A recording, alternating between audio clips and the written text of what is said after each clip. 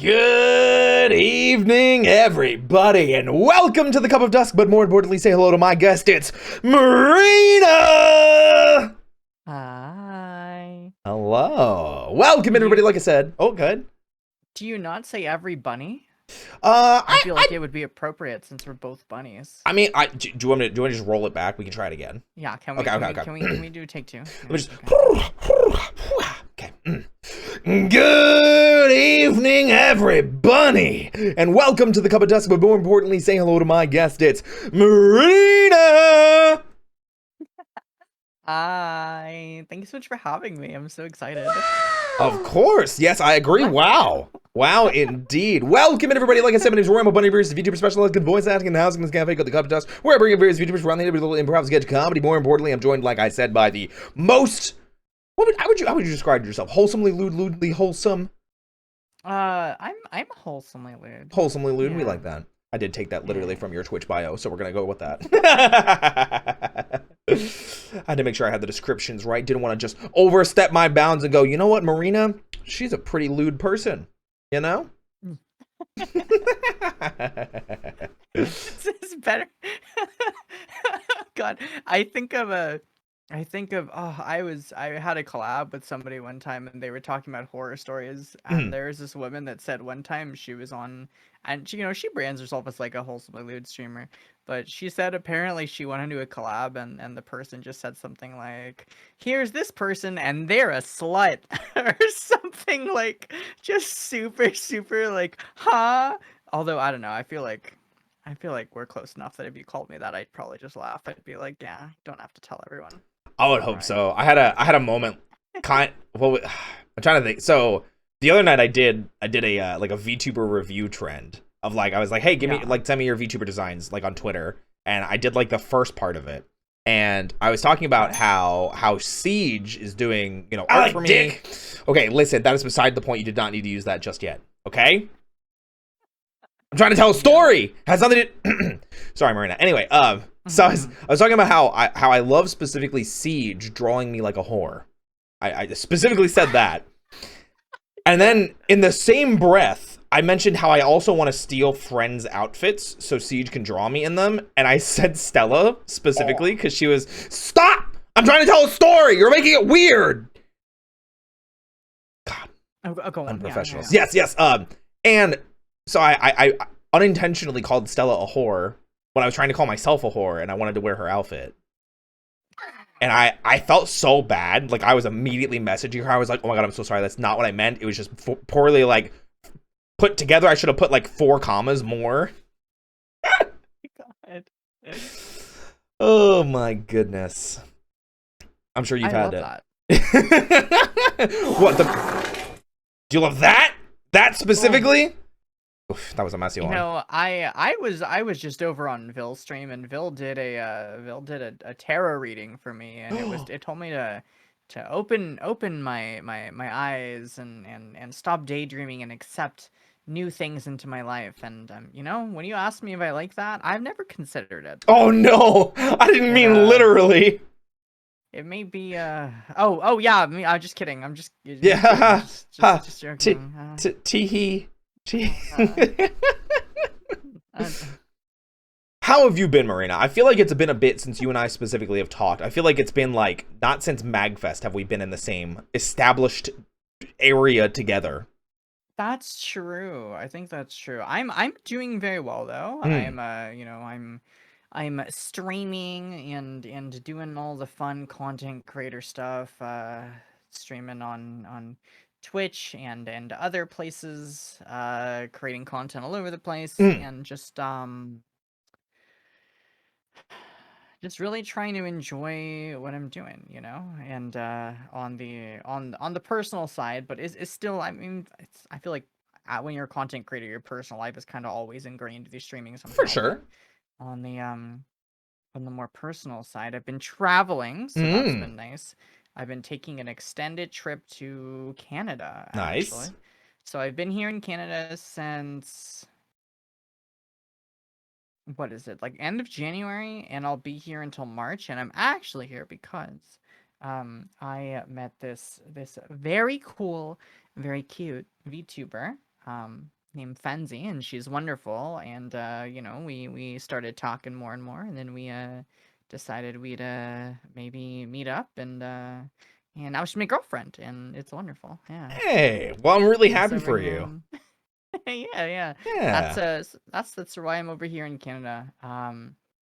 It's been a really interesting experience. I don't know where, like, what places you've been to or lived or whatever, but it is cold AF here. It is just, I'm constantly freezing. And when I say freezing, I mean like it was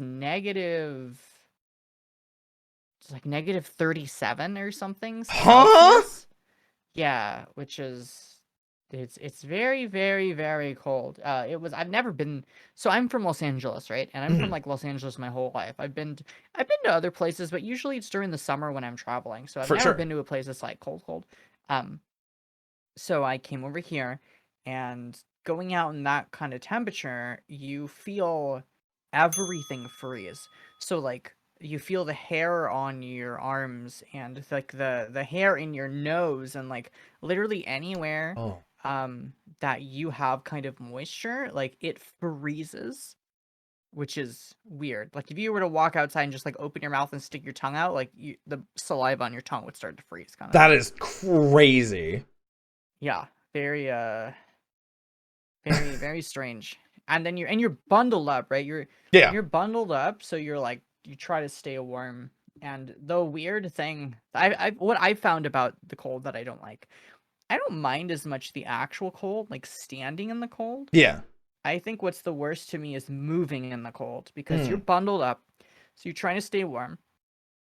Your body's confused because you're bundled up so much, and your torso is generally pretty warm. Mm. Um, and but like, oh, I mean, for me, I'm walking around in like a skirt with leggings and stuff. So my legs are definitely colder, and my face is really cold, but my torso is really warm. So what ends up happening is you're like moving around in the cold, you're simultaneously freezing, but you're also like sweating to death Yeah. underneath like all the layers. Whew. So I'm just out of breath, like trekking through the snow. Um, it's been an experience. I think I like it definitely compared to like my experiences in Los Angeles and stuff like that. Mhm. But I don't know. I don't know. Some people are saying that that's shorts weather. Would you agree? Just shorts weather. It's cool, totally fine. Shorts weather. Yeah. Yeah, yeah, yeah. No, Yeah. my body is. Listen, I'm a valley girl. My body is not related to heat. I have like 115-degree Fahrenheit summers, and I don't enjoy that. I hate that as well. I think I would prefer the cold, the snow to the heat. Um, it's not fun when things are like 115 degrees. Oh, I can imagine. Yeah, That sounds terrible. yeah, yeah. It's easier. I also think it's easier to stay warm inside of a car during the winter than it is to stay cool in a car during the summer. I think I agree with that. Yeah. Yeah. Yeah, absolutely. Yeah, I've definitely Because had like you those don't want to be feelings. walking around. Yeah, you don't want to be walking around in either scenario. But yeah, yeah, yeah. Yeah. Skirts, shorts, same difference. Oh, because I was wearing a skirt. Okay, listen, but I'm wearing a skirt over. Okay, you want to know? Okay, Hit you me. ready to undress me? Okay, Oh. so Chat, I listen. Be kind. Rewind. Anyway. first layer, panties. Second layer, tights. Like the the thin meshy tights that are kind of Like the ones you have nice on and right now. sheerness. Yeah, yeah, yeah, yeah, exactly, Yeah. exactly, exactly. So tights like this. Yeah, yeah, exactly. Um, third layer, uh, leggings. So another layer that is a thicker layer. Above that, I have like thigh-high thick socks, Sure. and then I have boots on, right? So I'm wearing all. Oh, and then the skirt is like over the leggings on the top For area, sure. right? Um, so I'm not just like walking out in a skirt with bare ass legs, which I saw someone doing that on that night that we were out there, and I don't know why. Oh, It hold was on a it, wa- second. it We was are crazy dropping to me. frames. Oh, We're shitting the bed. I hope it's not. OBS did this yesterday, or on Monday too. Want to make sure it's not my internet. Oh! um, You just I'm disappeared from hearing me. you. I don't know if it's me. I don't know if it's you. It's me. Was it you? I mean, I would imagine you just disappeared from me, and I'm still at KBS 0. Yeah, I disconnected in OBS. Ah. Okay. That's okay. We coming back. We coming back. It's not internet though. I think it's literally just OBS. Because I'm like doing ping tests right now, and I'm not dropping any packets. OBS is angry. It's there we go. We're reconnected, but you are not there. I'm gonna refresh it. What? Right. Where'd I go? I don't know. Roy, help me. I'm coming. Don't worry. Oh, it's dark. We're it's back. Scary. But I'm getting there's Marina. Oh. Okay, listen. The cold had taken you. The cold had taken you. It blew me away. I got winded away. It was just a winter storm waiting.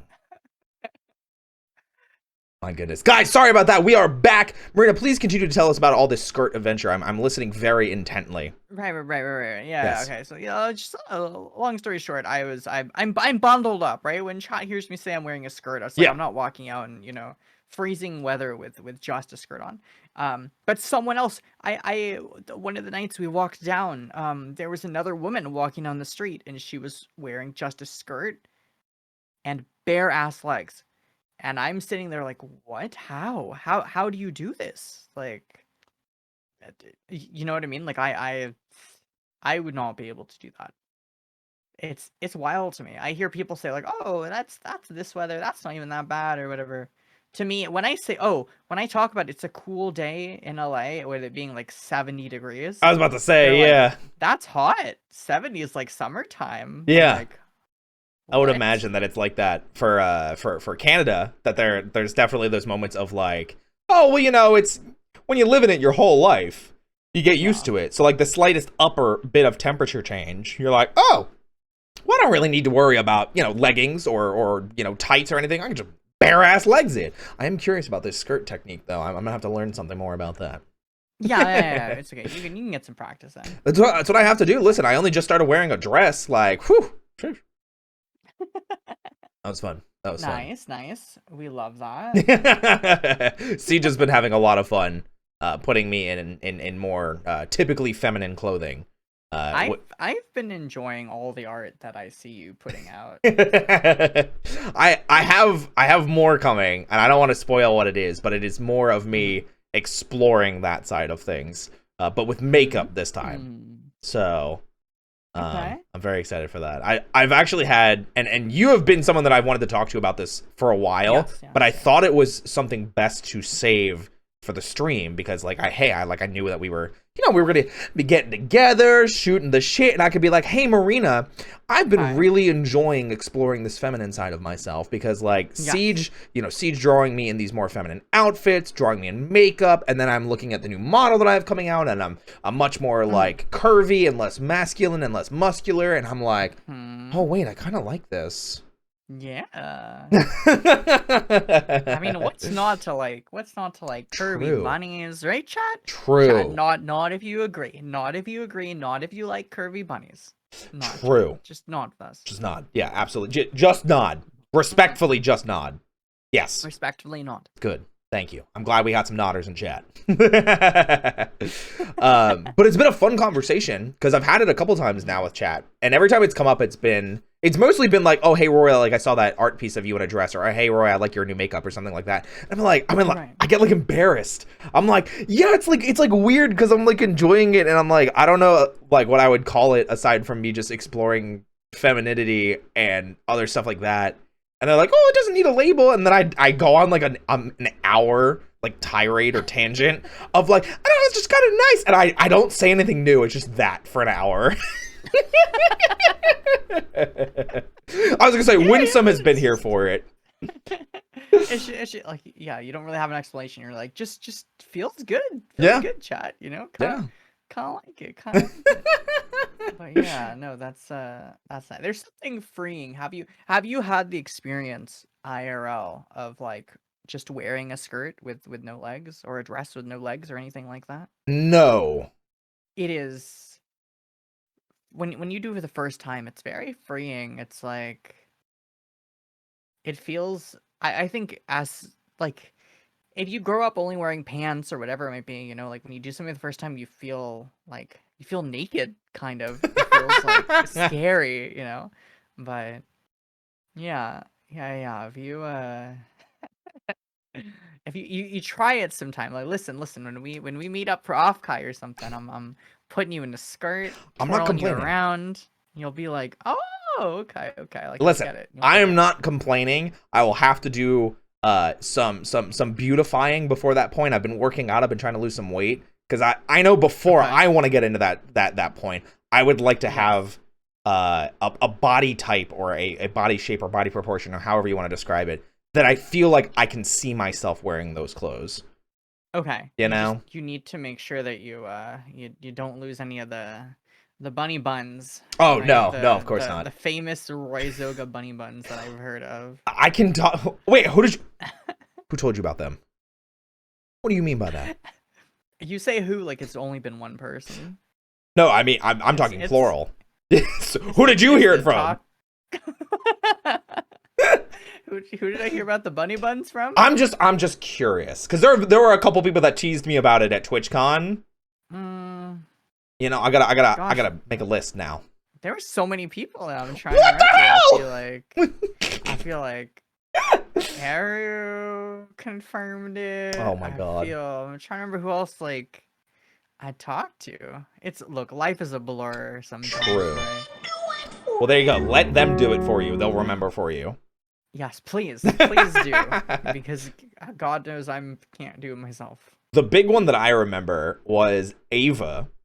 Ava Lamb got like dared or someone asked her to check the quality of my buns at TwitchCon, and by that they meant to spank me so they could, you know, gauge how nice they were. And she did. We made it happen. Okay. I think I passed, but I'll have to double check with Ava. I'm pretty sure she said I passed. How do you test? Is it like the recoil of the squish? Is it the amount of ripples like in a booty like afterwards? If we wanted to fully test that, I would have had to, you know, pull down the pants a little bit more, and I don't think we could have done that in public. I probably would have gotten in trouble. Oh, that's understandable. It's unfortunate, you know, that we live in a society where truly do bunny boys can't just pull down their pants and so we can all enjoy a little bit of a spank every once in a while. Just like that art piece, you know, bunny's gonna get spanked sometimes. Yes, exactly.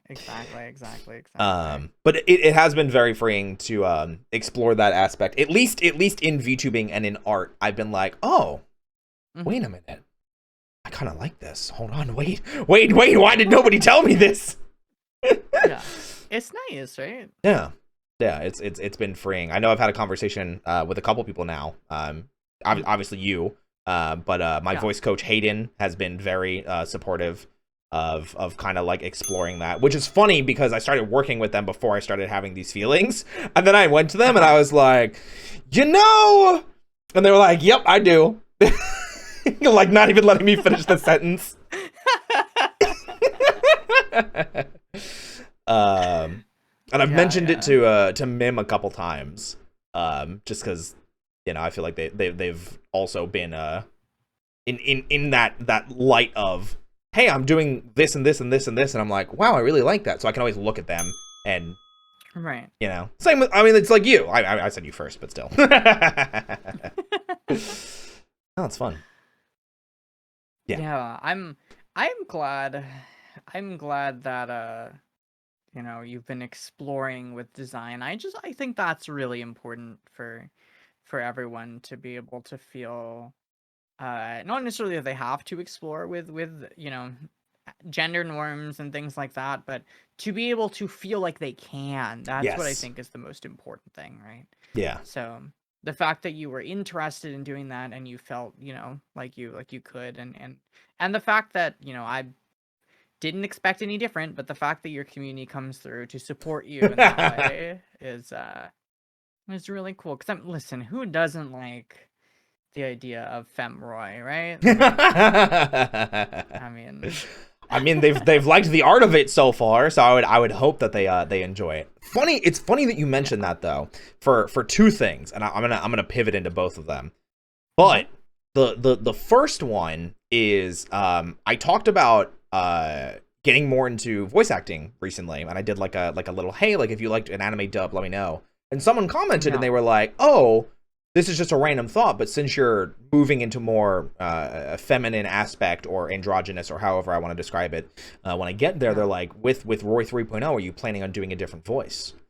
And I was like, oh, I hadn't really like thought about it, because I've kind of the voice I'm using now is very much my normal speaking tone. But if you go back to like clips or VODs of me from like last year, my voice is actually higher pitched. It got lower the more I worked in the cafe and did content creation. And I didn't mean for it to. It kind of just happened. So now that it's there already, I'm like, I don't know if I can force myself to go into the opposite direction. For voice acting, of course I can. But to actively change my voice, always being cognizant. Yeah. That's more of a thing. Like, can you? Yeah, it's possible, but it's got to be something you want and you're comfortable with, right? Yeah. It's like, you know, I've adjusted my voice several times, at least like 2 major, but my voice used to sit higher as well, and then kind of more conscious in content creation and stuff, and feeling more comfortable with myself and expressing myself, I guess. I fell into a more just comfy lower pitch, I feel like. But yeah, it's I think the key there though is like when I lowered it is because that's where I really wanted to be, and that's where I felt comfortable. I didn't feel like I'm like putting on a voice for anyone else or something like that. And I think that's like the comfy thing. If you're like, oh well, you know, I didn't mind having a higher voice, then it's when your mental's in it. You know what I mean? Like when your mental's in it, then it becomes a bit easier, I think. Okay. I would pay for a podcast. Roy, we could be making money. Did you see that? Holy crap, we could be making money on a podcast right now? Did you know as well, you could subscribe to twitch.tv/RoyzOga right now, or use your Amazon Prime sub for free once a month here. Consider supporting your favorite bunny today. Well, that's true. Bunny boy. You can go support Marina later. Yeah, no, don't worry about me. Don't worry about me. She's totally fine. She's totally fine. Don't worry about it. Yeah. Oh my gosh. Barry, hello. Damn, this collab get me a little. What's wrong? Huh? Do you see something you like, Barry? No. Let's see. Sorry, I got distracted by something. I just there it is. Hey, thanks for buying a Amazon Prime? Is that how Amazon Prime works? I didn't mean for you to do it. That's so neat. Oh my gosh. Did you know with Amazon Prime, you might have a sub sitting there like I just did that's not being used, that you can just, you know, use to support one of your favorite streamers like RoyzOga right here, right now. It's really cool. So if you click that button, that subscribe button right now, you click it and then you let it load for like a second, and then you look at the bottom, there's a little checkbox that says use Prime sub. You just check that little box, silly, and then you click the go, yeah, the I like this button, whatever, on the bottom right, you know, submit, whatever the fuck. And then you're there. Is this the part where I'm supposed to like say thank you, Mommy Marina? Is that what it is? Yeah, exactly. Oh, okay. Hold on. Let me stretch it out. Okay. Okay, yeah, stretch you out, yeah. Yeah, exactly. Wow, thank you, Mommy Marina. I don't really know what to say. I really appreciate it. Thank you. It's okay. You've been so good, Roy. You deserve that. Unseen! Unseen, yes. That'll get dangerous. That'll be for Unca Giga. Yeah, we gotta cut that off early. Listen, chat. That's just a little preview. You can catch us over on I don't know, only Roy's, Roysley, only buns. Only buns. Only yeah. buns. Yeah, Roysley. Oh no. Oh no. Always good to say thank you, Mommy Marina. Listen, I'm not complaining. I do definitely agree and appreciate Mommy Marina being here and rocking the bunny attire, because everybody knows that it is in fact Year of the Bun and buns do it best. It is. It's Year of the Bunny. Okay, I've been so happy that it's Year of the Bunny because it's given me an excuse to wear this for a whole year. Yes. I love my you know, normal outfit, like Same. This is comfy, but Yeah. come on, bunny, give me an excuse to wear this bunny suit, and I am there. I am there. I 100% agree, and I can guarantee you that before the end of the year, I will have a bunny suit toggle. I will have a bunny suit that I can wear. I'm excited. I am excited. Have you seen? Okay, you know what I didn't know existed? Hit me. Reverse bunny suit. How did you not know the reverse bunny suits existed? I don't know. And I was like, what's a reverse bunny suit? And then I saw a picture and I was like, oh, okay, that makes a lot of sense. It's basically like you covered your body in fabric and you cut out the part that's the bunny suit. So you're just bare on a lot of places on your body. Yep. Yeah, it's it's very interesting. Very interesting. You know what's kind of funny is for some reason guys in reverse bunny suits, like it's something about reverse bunny suits for guys, I'm just like, huh. You don't say. Yeah. Oh. I'm listening. Go ahead. Regale me. You get some of the pecs. You get the pecs and the carrot. You do. Yeah. You know what? Every bunny needs a good carrot. Yeah. Every bunny needs a good carrot. See, I did it. You told me. I'm learning. And then Sylvia asks, would I wear the rabbit ears on top? I don't know. Maybe. I've played around with the idea of giving myself an ear toggle where like all of a sudden my bunny ears disappear and I have normal ears, so that I would be able to wear a bunny headband. Oh my goodness gracious. Yeah. That's a good one. I like the idea of the bunny ears or the bunny headband just being right in front of the bunny ear. That would also be funny because it would just look ridiculous. Right. It's like I'm trying to flirt with and seduce you. Like, yes. Can I get you another drink? What's going on with your head, bro? Like, there's like 4 ears. Are you okay? What's your opinion? What's your opinion on like cat elves and bunny elves and when you see VTubers that have like 4 or more ears? Most of the time I don't like it because there's something very off-putting about it. When they're like fake ears, like how you have like a headband on, I'm like, oh, that's cute, because like in my brain I go, they're wearing a headband, that's cute, it's fun. But when they're like legitimately they have 4 pairs of ears or 2 pairs of ears, essentially 4 different ears individually, I'm like, something about it weirds me out. Yeah, like even when I'm in cat mode, like it's like a little headband attached to the ears still, which is very realistic. And then like the back's not a real tail; it's a clip-on. It's, it's a clip-on. A clip-in, clip-on. Yeah. Yeah. You know. Why did you say it like that? Like what? You just yeah, it's a clip-on. Because it's not actually a clip-on, Roy. It's don't look down. Do you see it? Don't play that sound effect right now, okay? Listen, I'm not about to admit that it's a butt plug, okay? That's not what we're talking about here. Is it what we're talking about here? Did you just tell chat my butt plug secret? No, they said it actually first. Oh. They figured it out. They figured it out. I thought I was being so smooth too. You know what?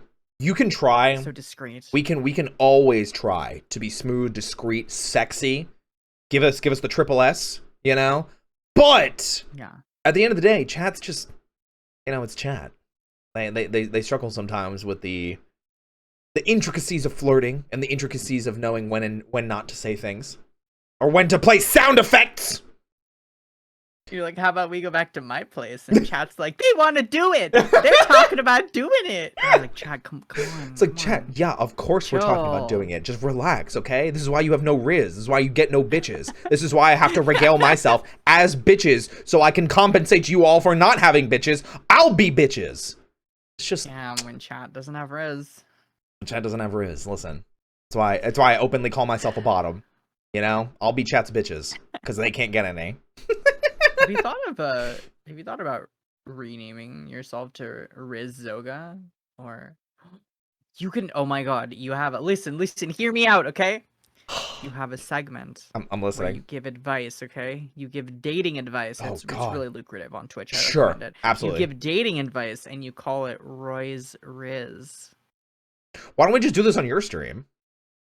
Oh, wait, why don't we do this on my stream? Yeah. We can have you on for Roy's Rizz. There you go. Yeah. What if I have you on and like you're just always there and it's like, you know when late night talk show hosts like just they cut over to like I don't know like what do you call them? For some reason the only thing in my head I can think of is like first mate, but that's not the right word because that's like when you're on a boat. I mean, do you know what I'm talking about? Do you need a first mate, Mommy Marina? Yes, Roy. Oh, I wow. would love if you were my first mate. Do you think any captain has ever lost their virginity to their first mate? No, captains fuck. First mates lose their virginities to the captain. That's what I think, at least. That's what I think. So the first mate title is still accurate in some sense. Listen, right? I don't know. I'm just playing around with it, and now I'm making fan fictions in my head of captains and first mates.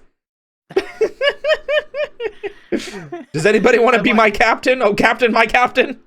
Okay, look. Stream content is coming today. Yes. So now I just had an idea. Hit me.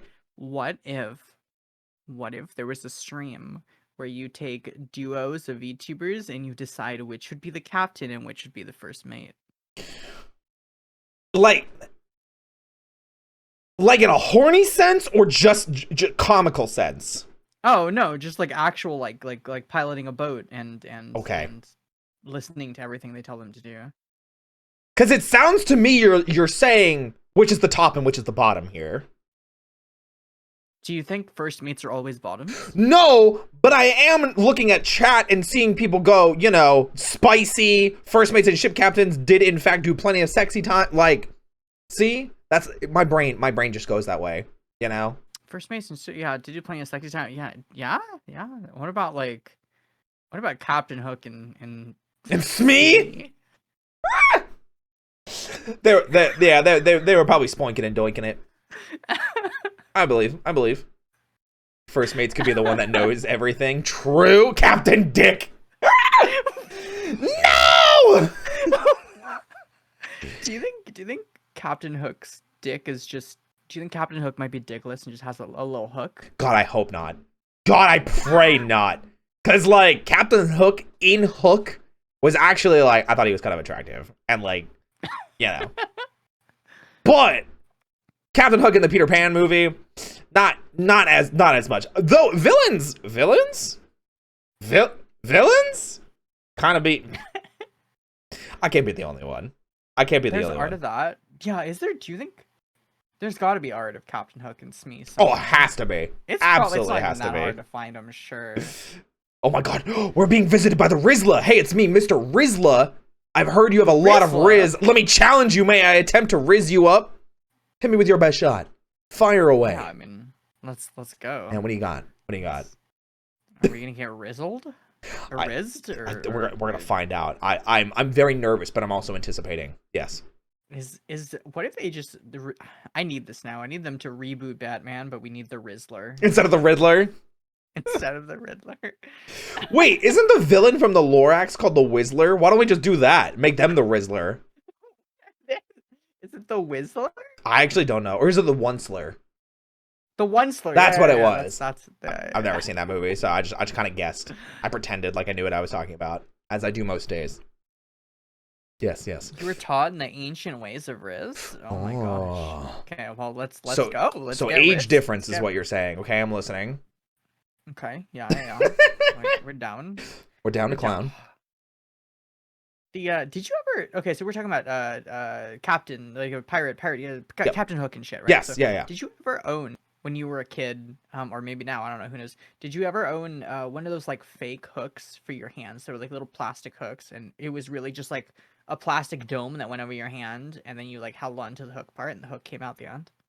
Maybe as a kid, yeah. Okay, but that idea of like the little dome with the hook on the end. Yeah, for sure. I can't stop thinking. About the question of what if Captain Hook has a normal penis, but there's just a little a little hook dome thing that's like stuck on top, like for show, for funsies. Why are you making me think about that now? Why are you making me think about that? I'm screaming geometrically. Do you think that, so like, this is why I asked you if you had it when you were a kid, because like there's that little portion of the hook that goes on the inside of the dome that you hold on to. No! Like, that could be no! Like oh my god, no. Okay. Fine. We don't need to talk about this anymore then. I'm in pain. Okay. I'm in pain. The sound of this is making me have pain. The sound of it. Okay. The sound, yes. Yeah, the sound. Yes. Yeah, Let's turn sound off. Yeah, the sound has to be turned down. You know what else hurt? Apparently, damn, did it hurt for y'all? What hurt? When we fell from heaven? Get the fuck out of here. If you say when we fell from heaven, I swear to God, my hand is hovering over the ban button right now. I'm ready. I won't hesitate, bitch. Just saying. It's true. It's true. I've seen it. It's true.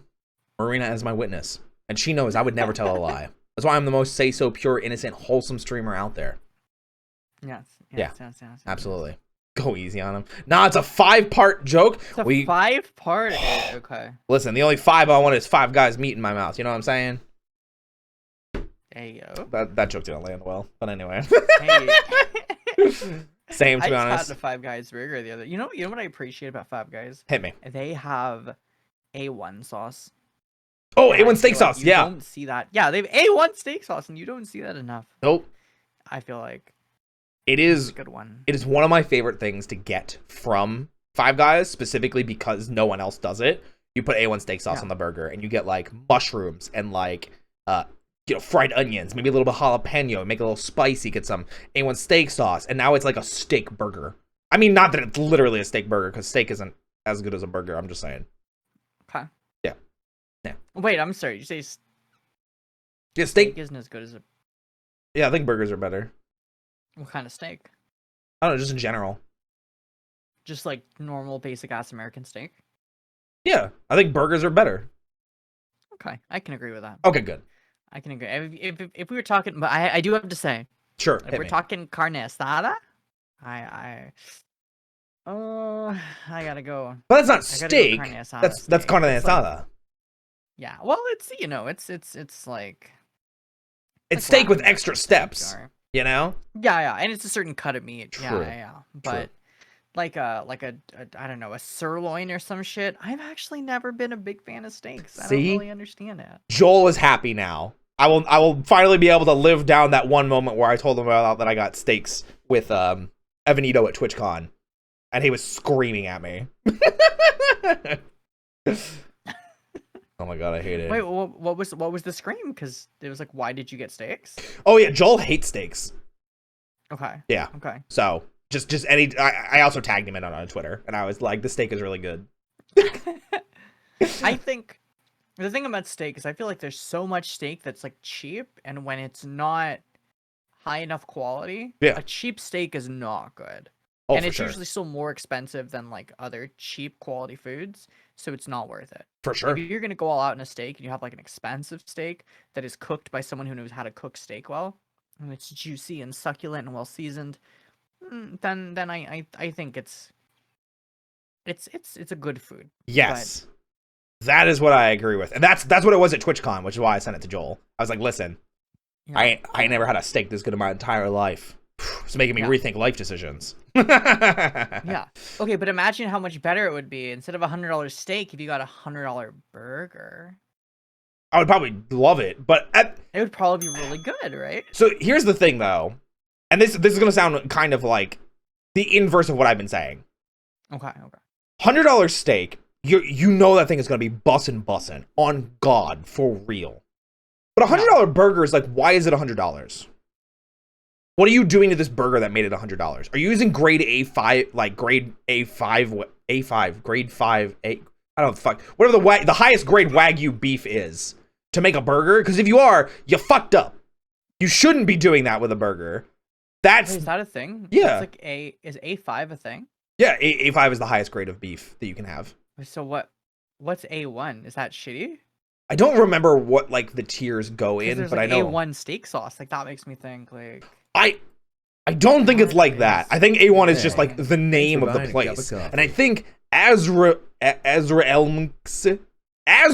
MC. There we go. I can totally say usernames. I don't know what you're talking about. I'm not dumb by any capacity. Thank you so much for buying a cup of coffee. Excellent or first rate? Japan A5 Wagyu beef. That's like that is the like best cut of beef in the world. Usually. Yeah. But if it's $100 burger, you have to like tell me why it's $100 burger. You know what I mean? Like I can't just be like, that's $100 burger, I bet it's gonna be amazing. Cause no. Yeah, wouldn't you want? Yeah, I think if you had like A5 Wagyu, wouldn't you want it served the way it's supposed to be served? Yes. As a burger. Yes. Okay, that's fair. That's my point. Silva, yes, beef. I already know that you're beefed up. Okay. Listen, you're the bull here. Okay. Save a bull, save the world. Anyway, that's my point. I love burgers, but I would never pay $100 for a burger unless it was like, I don't know, made by like Gordon Ramsay or something. You know, then I'd trust it. Right. Yeah. Have you seen? Whoa! Thanks for buying somebody else a cup of coffee. Oh! Thank you so much for the 10 gift. Oh my god, I'm getting big. I didn't mean to do that. I got too big. Hey, yo. I got excited. Thank you so much for the 10 gifted subs. I really appreciate it. Ellie, I believe is what you, or is it Eli? E-L-I. Whichever you prefer. Thank you so much for the 10 gifted subs. I really appreciate it. Oh my gosh. Thank you. Oh, my goodness gracious. I appreciate you for supporting Roy. Thank you for advertising me. Mommy Marina. Do you have a... Where's your like sound alerts? Do you have the Smash chant, like the Roy's our boy chant? I can't find it. It's not on sound alerts. I'll make it at some point, like myself. There's gotta be, yeah, right? Like there's gotta be a way. I kept trying to find it and I just couldn't find it, you know. Got excited and grew a little. Listen, it's not my fault, okay? Bunnies just, you know, it's our year. I can be a little bit excited. You don't have to put my clothes back on for me, okay? I was having fun. I was letting the jiggle free because I've got a little bit of jiggle physics, only a little bit. Oh my goodness. Let's move on from burgers and food. I'm getting hungry. Yes. I'm getting hungry. Yes. So, me too. The thing that I wanted to talk to you about before we got sidetracked, and it was kind of with the whole journey that I've been going down with the gender expression is what I'm calling it, because I don't really know if I'm like they them or trans or anything like that. I'm just enjoying exploring this side for now, and I don't want to put a label on it because I'm dipping my toes in.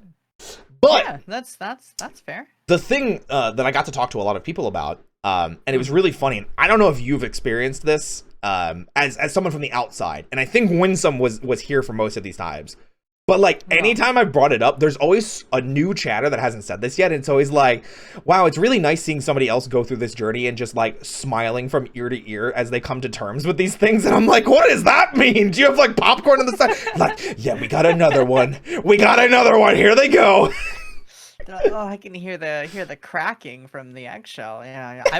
I'm sure you've heard the term egg then, right? Like someone has to. Yes, they explained it to me that I am quote unquote in my egg phase is what they are referring to it as.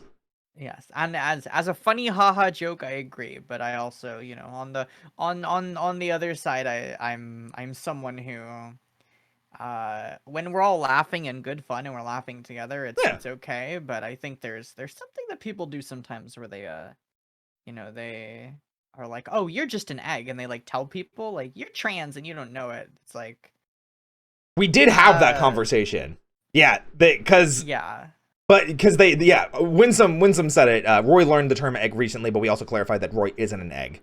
Because chat was being very kind and very patient with me because I was rambling a lot of like, I don't know how to explain this, and I'm getting more and more nervous and flustered that I can't explain these feelings and emotions well. Right, yeah. Yeah, no, exploring your gender doesn't make you an egg. Usually, I mean, the classical egg kind of thing is like someone being like, I really wish I was a girl. Like, if there was a button that I could push and I would just wake up as a girl, like, that sounds so wonderful. I would prefer that much more to being a boy. But I'm not transgender though. I'm cis. You know, haha. That's like being an egg. Like when you have and you're vocalizing the feelings that like trans people experience, in a very like full and complete sense. But like, you haven't yet come to terms, not and even you specifically, but just a person. Yeah, of course. That's really truly like what that term really refers to. But yeah, of course. I mean, I'm also very fortunate that I was able to talk to Kota, if you know Kota at all, from Kotanya of Kawa. I know of them, but I haven't had a conversation with them before. So I had them on the stream. I think it was 2 weeks ago now, and we actually had a very similar conversation because they're not trans and they don't identify as that, but they are also doing what I'm doing and exploring gender expression and sexuality and things like that through VTubing and things of that nature. So it was almost like, oh, okay. Like somebody else is doing what I'm doing right now. I don't have to worry about chat explaining to me what an egg is again. No, it's interesting. It's been a fun thing. But in that regard, that is one of the cool things about being in VT Rainbow is now we get to, or at least I feel like I'm coming into VT Rainbow more now as I'm exploring this stuff. But the rest of VT Rainbow, it is fun in that sense that so many people have had these similar journeys or interactions or thoughts at some point, and having that support group there is really nice.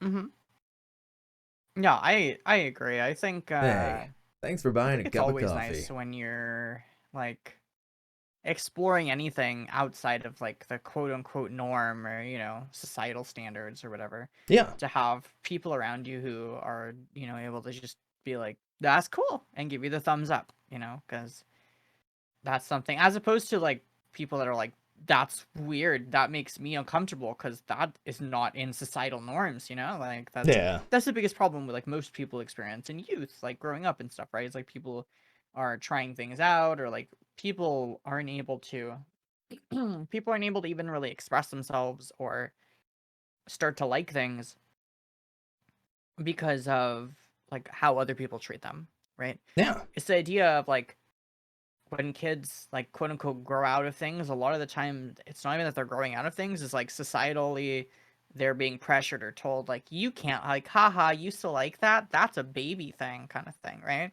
And then kids grow up and they're like, oh, I know I don't like that, and then they want to fit in and whatever. So like damn right I like Power Rangers still. Like, come on. Yeah. Hell yeah. Hell yeah. Oh, quick side note. I told you. Did I send you a picture? Yeah.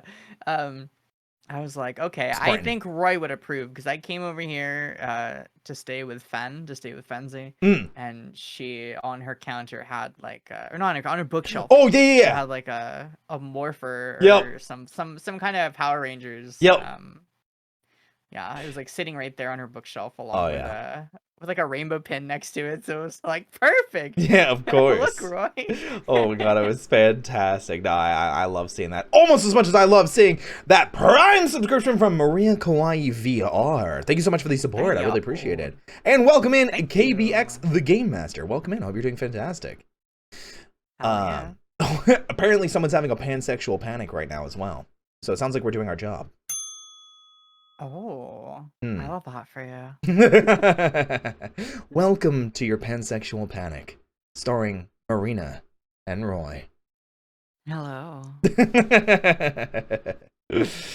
Oh my goodness gracious. Hi, Maria. I hope you're doing fantastic. Hi. Oh, and thank you for the 50 bits, Creative Codex. No, I think that's funny. I think seeing all this really cool, almost like stuff that we were told, no, you can't do this when you were younger, or what social norms were, societal norms, anything like that. I feel like as I have gotten more into VTubing and met more people that have similar mindsets, I am re-educating myself or reteaching myself or reaffirming to myself that it is okay to want to dress feminine, to like Power Rangers, to want to wear makeup, to anything that I've been doing. So I know Joel told me specifically gender and makeup, or I'm sorry, makeup and clothes don't have gender. So it's very, very true. Yeah. Well, yeah. So, okay. So I do the sex ed and relationship advice thing, and part of my background in wanting to do that kind of a stream is that I have taught sex ed. Thanks for buying somebody else a coffee. Well, thank you for another gift sub. Oh my god, I can't even speak. Another 10. Thank you, Mommy Marina. Oh, I'm like panicking here. I'm not used to this level of support and love. Thank you so much for the support. I do really appreciate it. Thank you. Oh my goodness. Make sure that you're good too, though. But thank you. Oh my goodness. Yeah, thank you so much. Yeah, spoil Roy. Spoil Roy. You don't have to do that.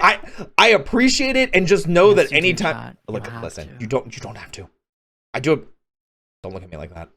Don't look at me like that. Why? Anyway, any type of support that you guys do throw my way, I sincerely appreciate it, and it does go back into the stream, or more specifically goes into re-debut prep, which we are about 2 months away from at this point. As soon as I can announce the release date and I feel more comfortable announcing it, I will, but I do have a date that I'm working towards, I promise, and it's in 2 months. Sorry, what were you saying? I was caught completely off guard. My brain just went gay bunny mode. You see, I have ADHD, and that means that I know what I don't it is. remember 5 seconds in the past. What was it? You were talking about your desire to want to do your talks at the VT Rainbow. Yes. Yes. Now serving today's special. Hey! So... raid. And we got a raid just in time to hear about Marina's expertise and date and sexual education streams. Hi, Vistorian. Hi. Now doing? serving today's And special. Scorpiona Production. A raid. Hey, thank you so much, both of you, for the raids. Welcome in. Marina, please go ahead and talk about your expertise and why you're eventually going to have this bunny on and talk about his lack of dating experience.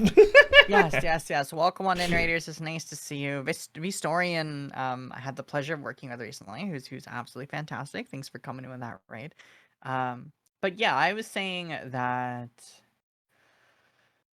my background is teaching. So I've taught sex ed before. And one of the things that you teach is you teach the fact that most people have the misconception that everything is binary. And not only that, but that there's one tied binary, right? And it's like you're masculine, you're a man, and you express yourself like a man, kind of a thing, right? Yeah.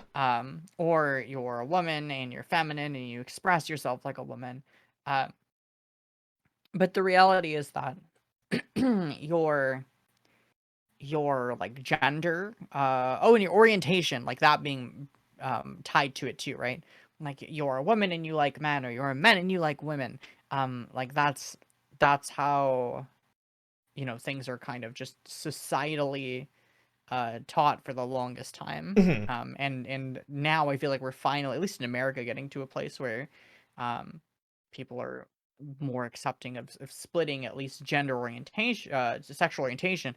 But yeah, so the biggest thing is like you have your gender identity, which is just simply what you identify as, what you feel.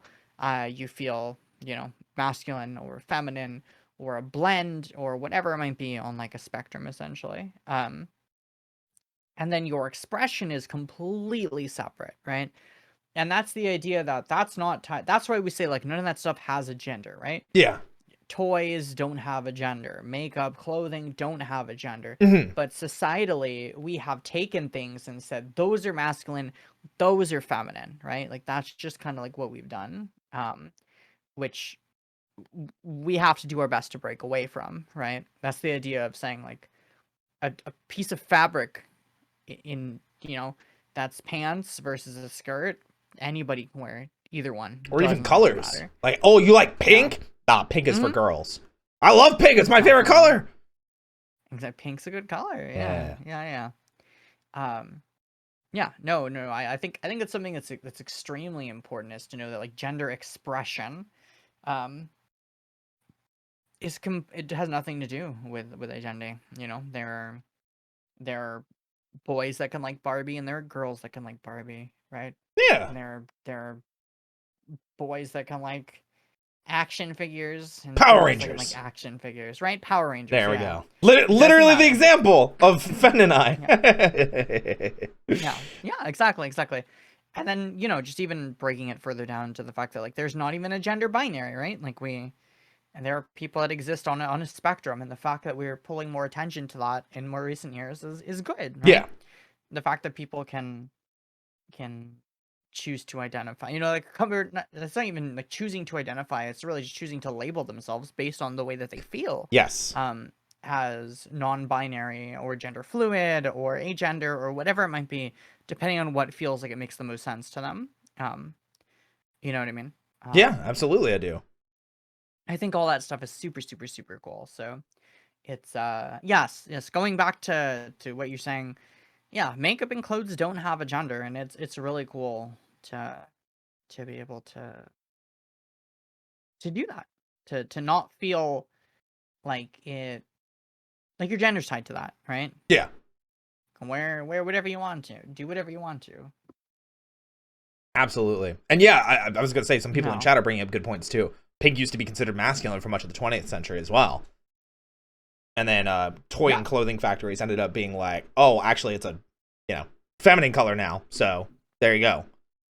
Yeah, that's usually how things work. Usually it's one of the things that's so wild to me that a lot of people don't realize is the power that companies have. Yes. Right? The power that companies have to control like societal narratives. For example, women didn't really shave their bodies until like the 1920s. And that was because Gillette, who was making razors for men, was like, hey, what if we told women that they needed razors too so we can sell twice as many? And then they started putting out advertisements that were basically like, oh, you want to get rid of that body hair, don't you? Like, you want to be attractive, don't you? Like, that kind of message. Yeah. And pushing that, like, societal standard. Yeah. And I mean, now there's like the women's tax on like products at like, like Target. You go and you look at women's razors or like women beauty products, and they're always more expensive than the men. And then oddly enough, I've noticed the inverse of that, where it's the men's tax for things like health items, like vitamins, like men's vitamins, and like things that are targeted towards men cost more when they're like vitamins and like supplements and things like that, where beauty products cost more for women. I'm like, why? I don't get it. Bizarre. Yeah. I really don't get it. Marketing is so psychological, it's insane. It really is. Yeah, there's a really interesting history to it all. But I'm glad, like Marina has been saying, and like I've been kind of like dipping my toes into, I am enjoying the fact that it feels like, at least the people that I'm surrounding myself with now, with VTubing, with content creation, and the friends that I've made, that they're all very supportive of telling me, hey, clothes, makeup, don't have a gender. Be who you want to be. Express yourself how you want to express yourself.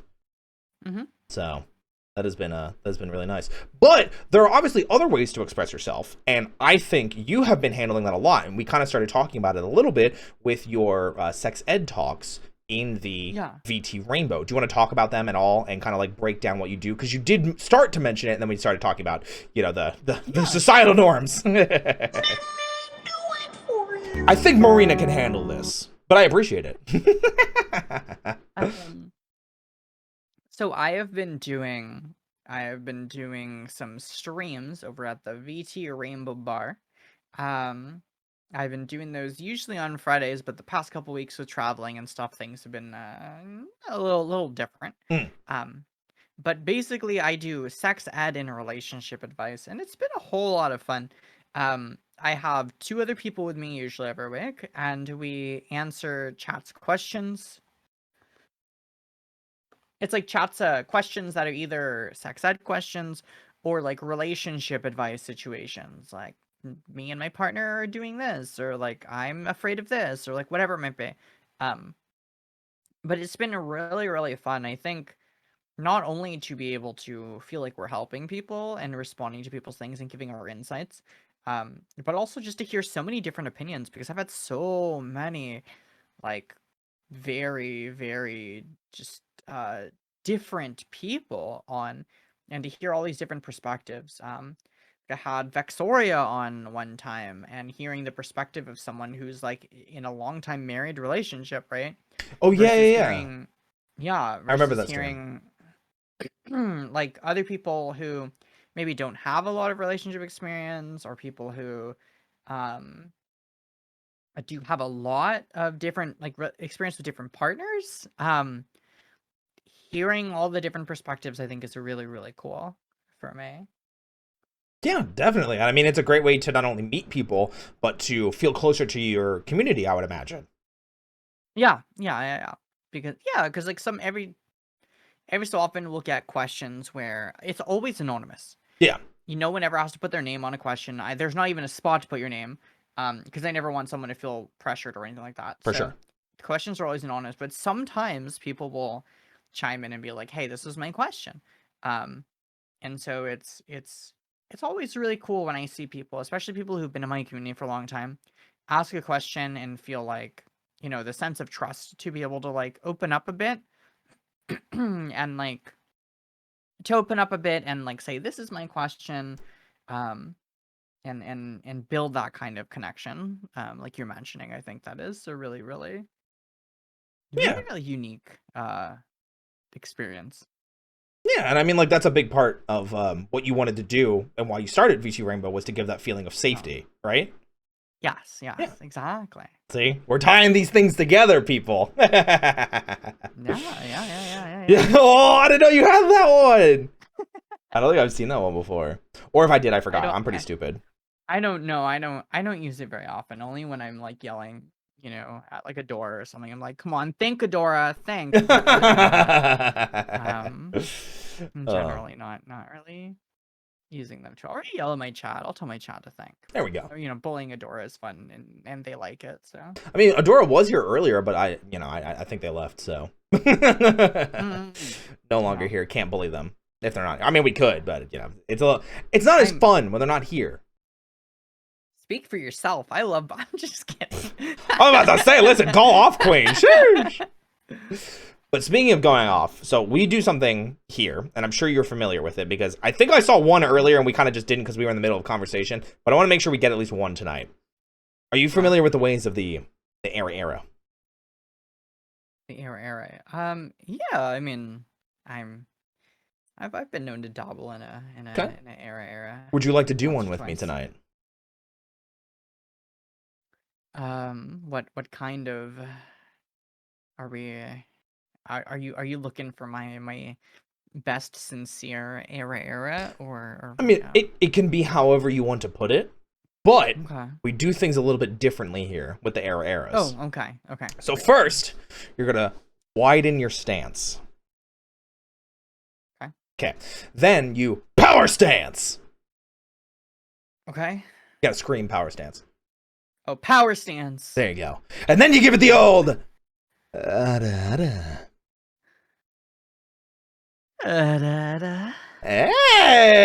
there we go. Listen, that's the power of double buns. You're the bun, baby. You're the bun, baby. You're the bun. Hey, Marina's got it. I agree. She do got it.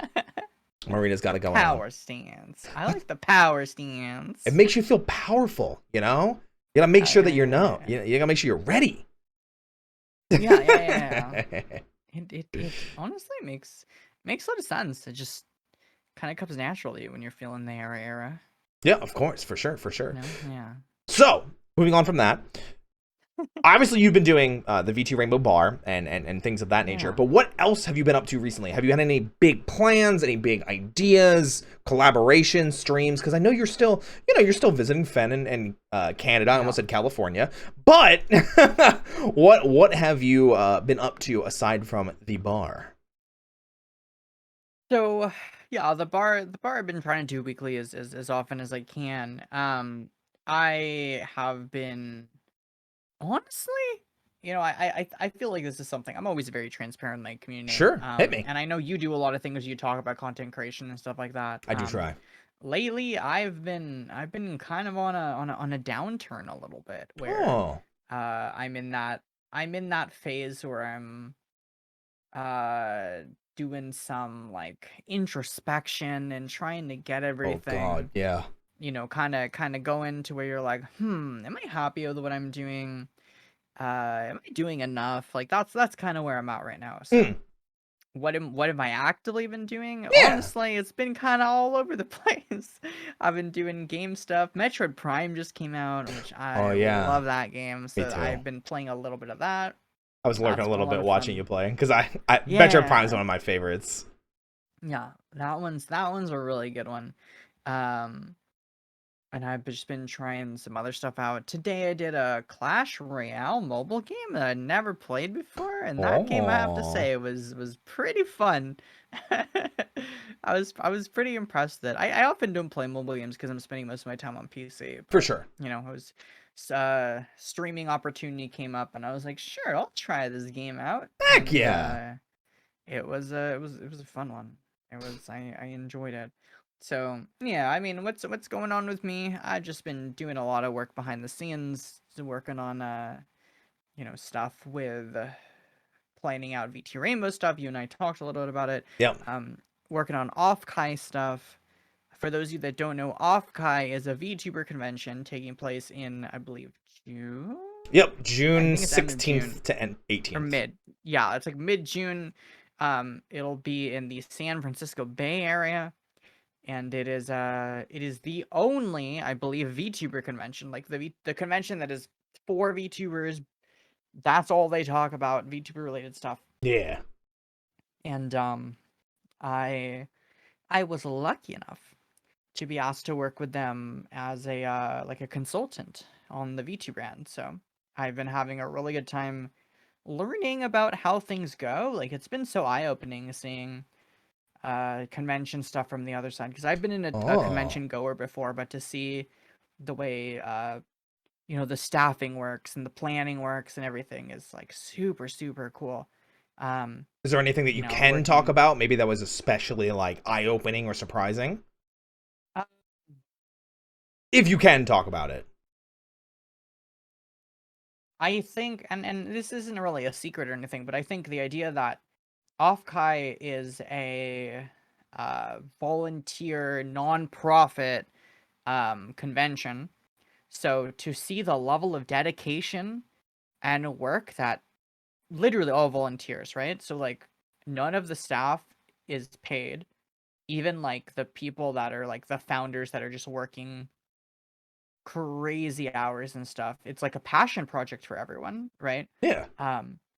So it's really neat to see the level of dedication and stuff that you know, this kind of convention has. Yeah. Especially in the in these kind of early stages, because it's only the second year. It's only the second year that the convention's been around, and first year was really good. Even with some little things that, you know, come up or happen, like little I don't even know what you call it, little scuffs that happens to events, but like that's how every convention is. Doesn't matter where the convention is going for 30 years, like stuff's gonna come up and stuff's gonna happen. That's just kind of how live entertainment is, right? Yeah, for sure. Yeah, so to see how good the first year was, and then to see how much, you know, even better the second year is gonna be, I'm really excited to see that like come to fruition. And I'm really excited to be a part of it. I will be there in person. It's the first time I will be attending a convention in person. So now serving today's special, sneak a peek. A raid. Wow, that sounds fantastic. And speaking of sneaking a peek, we've got the raid with Rye. Kiss the bun. Which one? Yeah, which one? It's a double dose of bun, Rye. You have to make a decision. Yeah. Choose right now, Rye. Right now. Which one's it gonna be, huh? Wait, me? Oh. I mean, why don't I get a kiss? Listen, wait. I'll give you a smooch later. How about that? Why don't I get a kiss? Would you? I don't kiss someone I just met, bro. Come on. You know what? Fair. It's a little rude. I'll give you a kiss later, Marina. Okay. All right. There we go. What's up, Ryan? Thank you for bringing all these wonderful people over. Hello, everybody. My name's Roy. I'm a bunny barista VTuber specializing in voice acting and hacks in these Café called the Cup of Desk, where I bring in various VTubers around the internet with a little improv sketch comedy combined with roleplay, but more importantly, I've got Marina. That's me. But welcome in, everybody. Hope you're all having a fantastic night. Rye, how was your stream? What were you doing tonight? How were the smooches? I'm sure there were plenty of them. Yes. Smooches. Yeah. Hey, Roy. Yeah. Wow. Wow. I feel some sort of lucky. That kind of went out to chat, but I hope you got at least like a crumb of that. I feel like I got like a taste of it, you know. I got like a lick, you know. Yeah, here. Let me try one too. Here we go. Mwah! I got a lick of that one. I forgot about the tongue. Oh no. Oh no. Well, thank you, Rye. I appreciate you bringing all these wonderful people over, and I hope Hi-Fi Rush was jamming. I've seen some good things about that game. I've not had a chance to play it myself, but it seems interesting. Good. Yeah, it seems pretty cool. I'm a fan. No, that's great. I am very excited for Offkai. I saw Sylvie mention it too, that this year's lineup looks especially great. I am really excited, and I've also been talking about that I am also going to be there in person. I'm rooming with 2 friends. I have the rooming situation set up already. I will not have good. I will not have a repeat of TwitchCon, because I know I talked to you about TwitchCon. Yeah. But no, rooming is set up. I did not wait until the last minute to set up anything, and it's with people that I know more deeply and trust. I'm going to be rooming with Vil and Ava. Okay. Nice. So that sounds fun. We got the gang. We got the gang all ready to go. I'm super excited to be going. I can't wait to meet probably tons of people that I met at TwitchCon again. Get to meet you. You know, it's gonna be fun. I gotta figure out my situation. My room situation. Don't have that locked in yet, which I should probably do. But yeah, I will be there for sure. I just started looking at flights. Just started looking at them. It is more expensive right now for me to fly than it is for me to spend 3 nights. Oh, wow. It's insane how expensive it is. Like, I don't understand why it's so expensive for me to fly. And I'm planning 4 months in advance.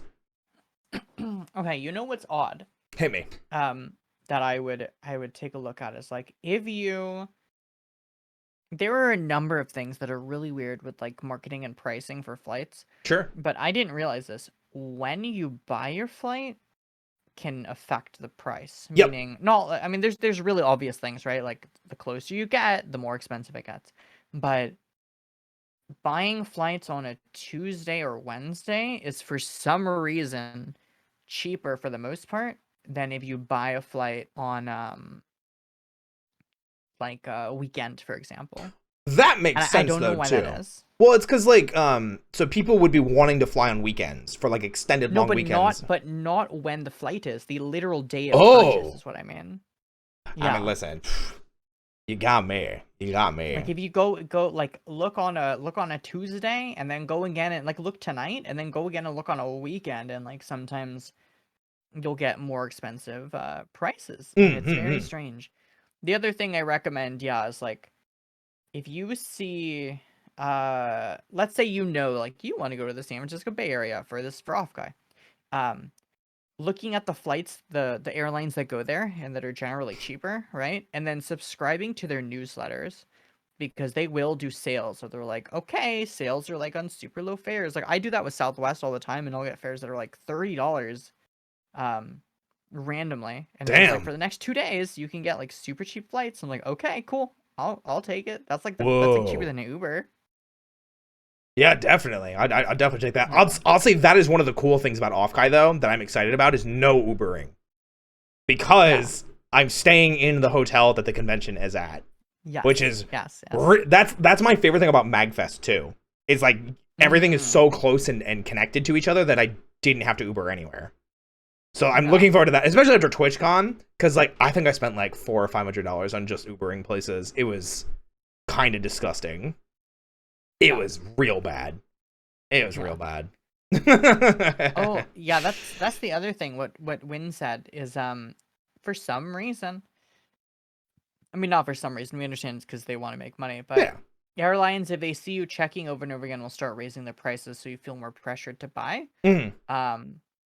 So you can always like go on your phone and make sure your Wi-Fi is turned off or whatever, and then check on your phone, and sometimes you'll find cheaper prices than you did on your PC. Oh yeah.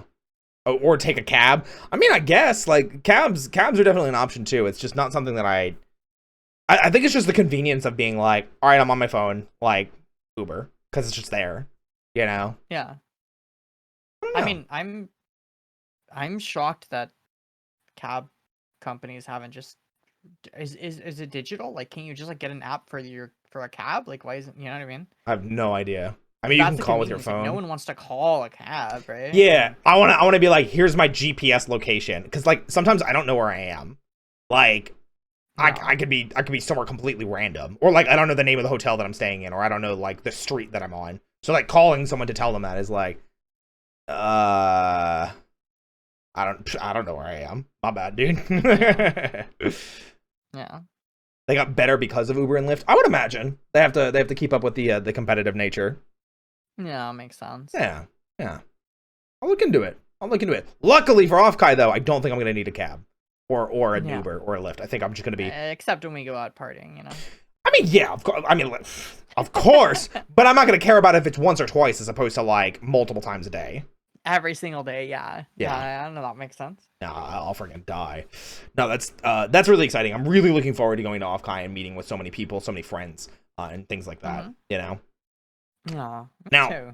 You were talking about kind of looking for new bits of content that you wanted to explore a bit, right? Yes. Are there any things that you were looking at already? Maybe other VTubers or trends? What is in the brain of Marina right now? Oh, okay. So, well, one of the things I kind of miss the most. Hey, thanks for buying a cup of coffee. Can we do that here? I don't think so. There is a song for it about checking it, but no one played that one. So I think we're okay if we don't show them our buttholes. Okay. No, we'll leave that for next time. We'll leave that for next time. That's for After Dark. Okay. Yes, exactly. Yes, absolutely. Thank you for buying a cup of coffee for them, though. So, yeah, one of the things that is the most... Well, what do I want to say? Like, one of my most exciting content, like, streams that I used to do was Shitpost Sunday. And it was something I would do every Sunday, and we would do just really silly shitposty streams. We do things like review VTuber armpits and now VTuber serving feet today's special. Things like that. Hey, well, that's the perfect topic to talk about when we've got a raid. Maven. Oh, do you know Maven? I love Maven. Hey, would you like to welcome them in then? Hi Raiders, welcome on in. Welcome to the Cup of Dusk. I'm on a RoyZoga stream. I can't do it as pretty as you. Say, do the intro thing. What is going on, everybody? My name is RoyzOga.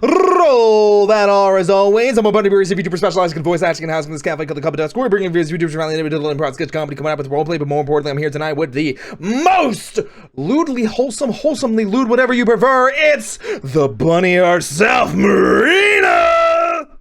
Hi. There we go. Hello. But yeah. I'm Maven. I'm Nice Maven. to see you, Miss Marina. Yeah. It's always a pleasure to see you. Thank you for coming by. Thank you for that raid. Thank you, really. There's wonderful people wonderful. over. Oh, thank you. Yeah. You're wonderful. No, thanks. Yeah. But please continue. We were just talking about Rose asking me about like content that I want to do, and I was saying, I really miss doing Shippo Sundays. It was a stream I used to do. We did like VTuber reviews.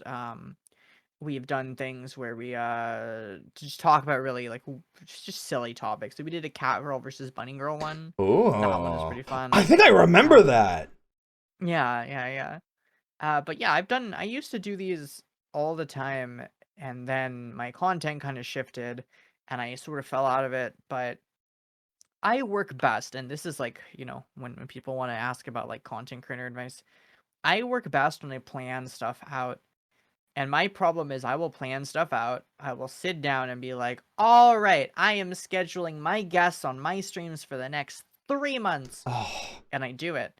And I have like 3 months of great streams. And then the 4th month comes and I'm like, I'll schedule that out soon.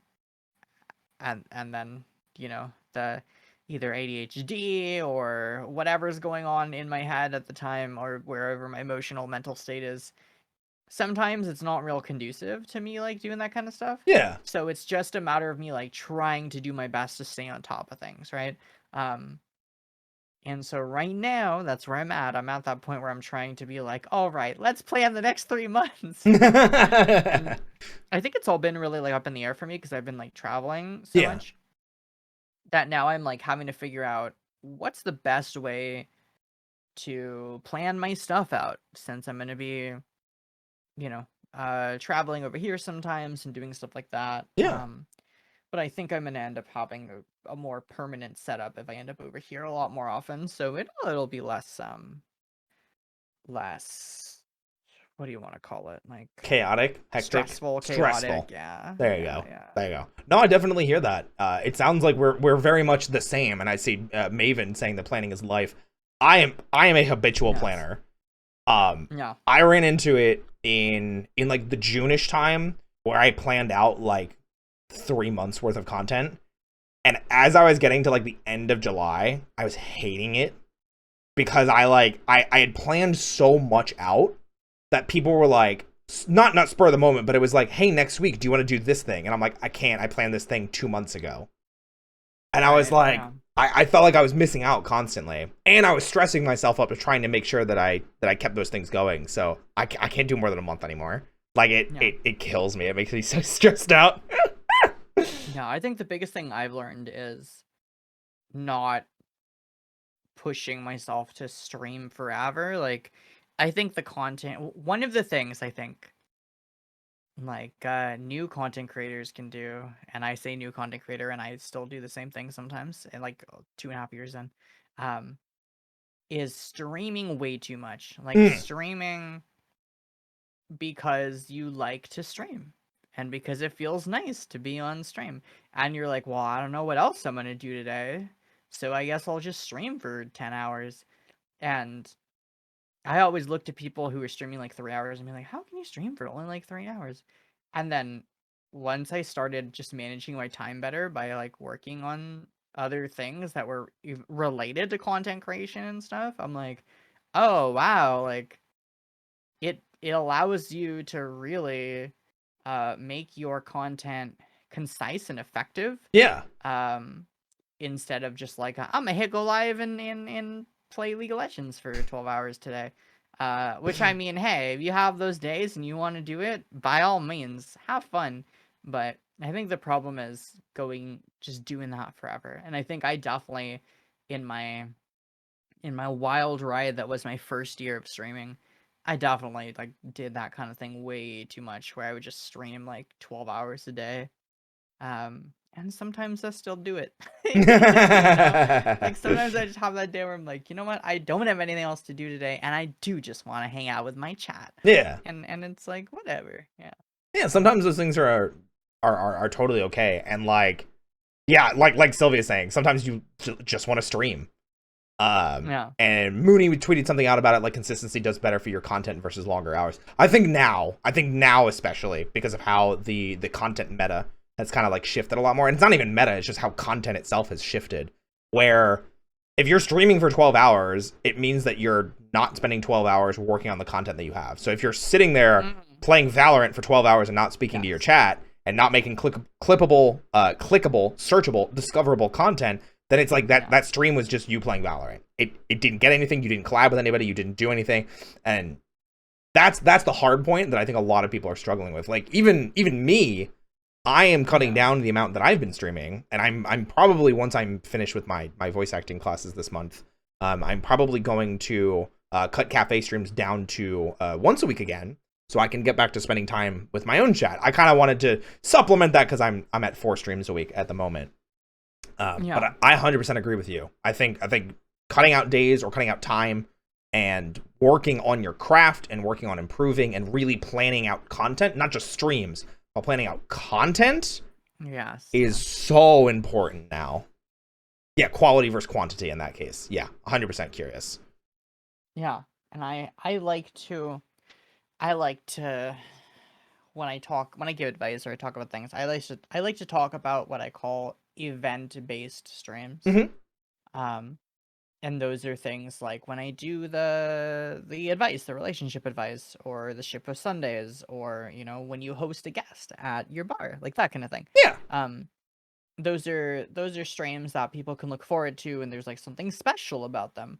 It's not just like, oh, my streamer went live and they're playing Valorant again, like they do every day for 3 hours, and like that's cool because I like Valorant, so I'm gonna sit there and watch it. Like that's one thing. But for sure, I think with the VTuber community, and I mean that like in the viewer base, the viewer VTuber base. viewer base, I feel like has become very accustomed to event-based streams nowadays, and like checking out like, ooh, what's this happening? You know, there's new posts on Twitter about like someone doing this event, someone doing this event, someone doing this event, and I think there's a balance that needs to be set up, right, between you also can't have every stream be an event-based stream, because like you can't eat cake every day, because Yes, it's not like, ooh, cake. It's like, yep.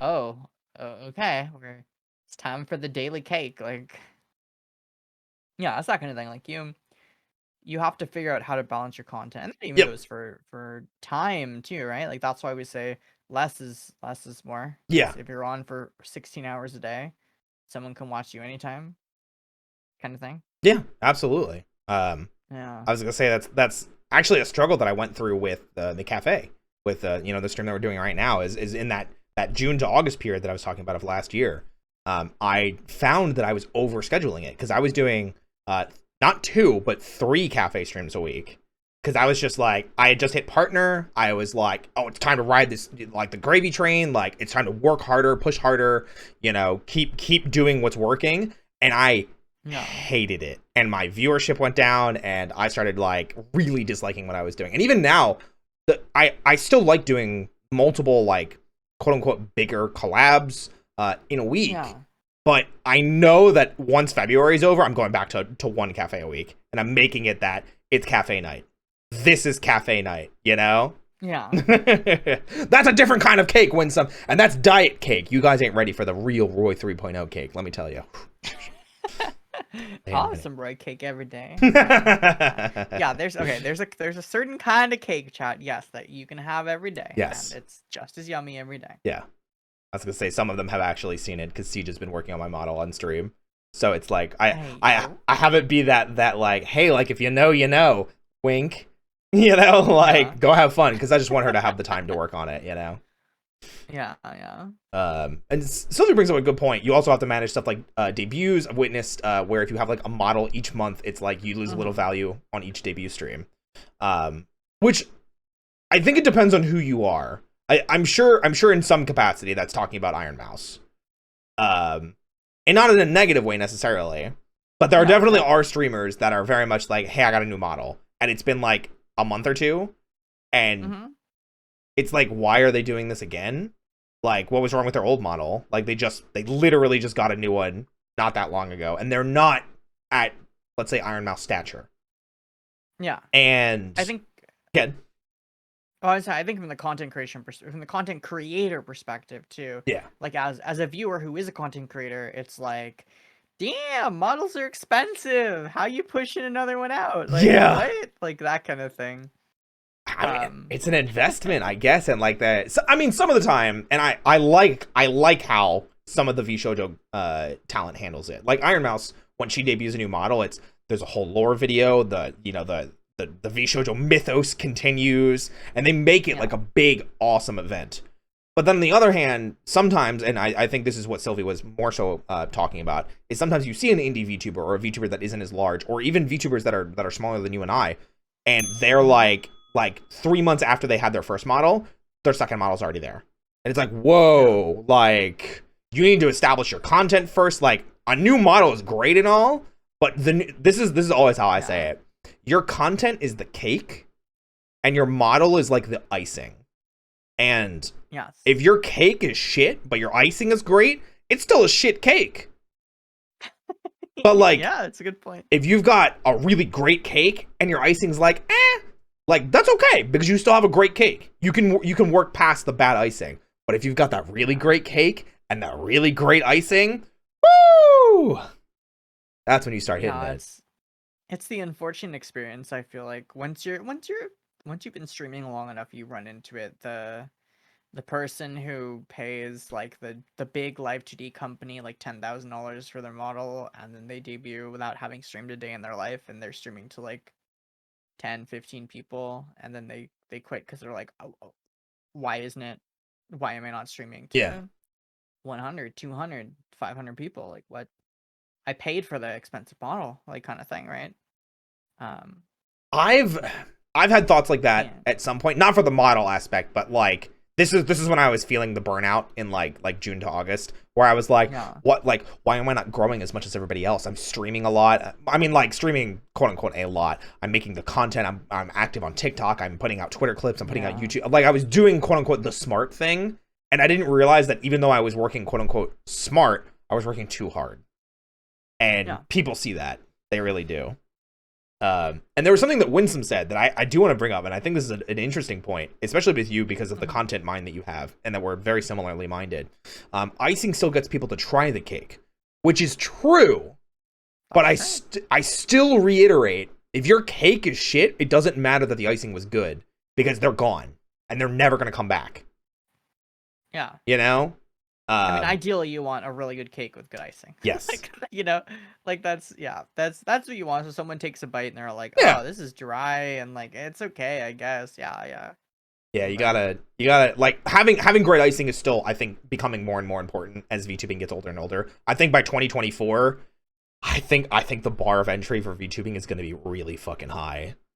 I think it's gonna get like, especially with like things like VBridger growing and adapting like every day. Essentially, like I see new rigging tutorials coming out all the time, and if you can't afford that big rigging, oof. VTubing is going to lose, I think, the charm that it had. If you go back to 2020, 2021 VTubing, there was this charm that VTubers had because they were special, right? You can go on Twitch and find any, flesh tuber streaming whatever. But like, ooh, that's an anime person? That's kind of cool.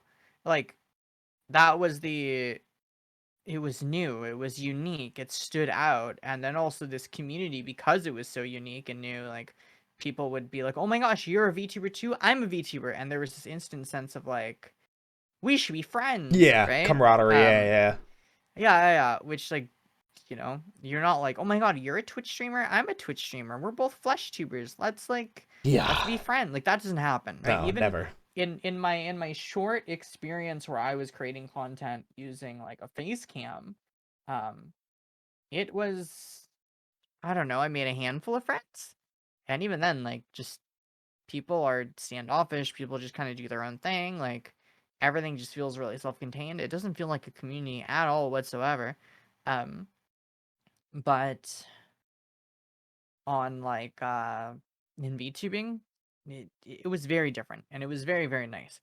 But I feel like around last year, right, like around 2022, you already started to see like the big surge of new VTubers who had seen VTubing, and the more people watch, the more people want to do it themselves.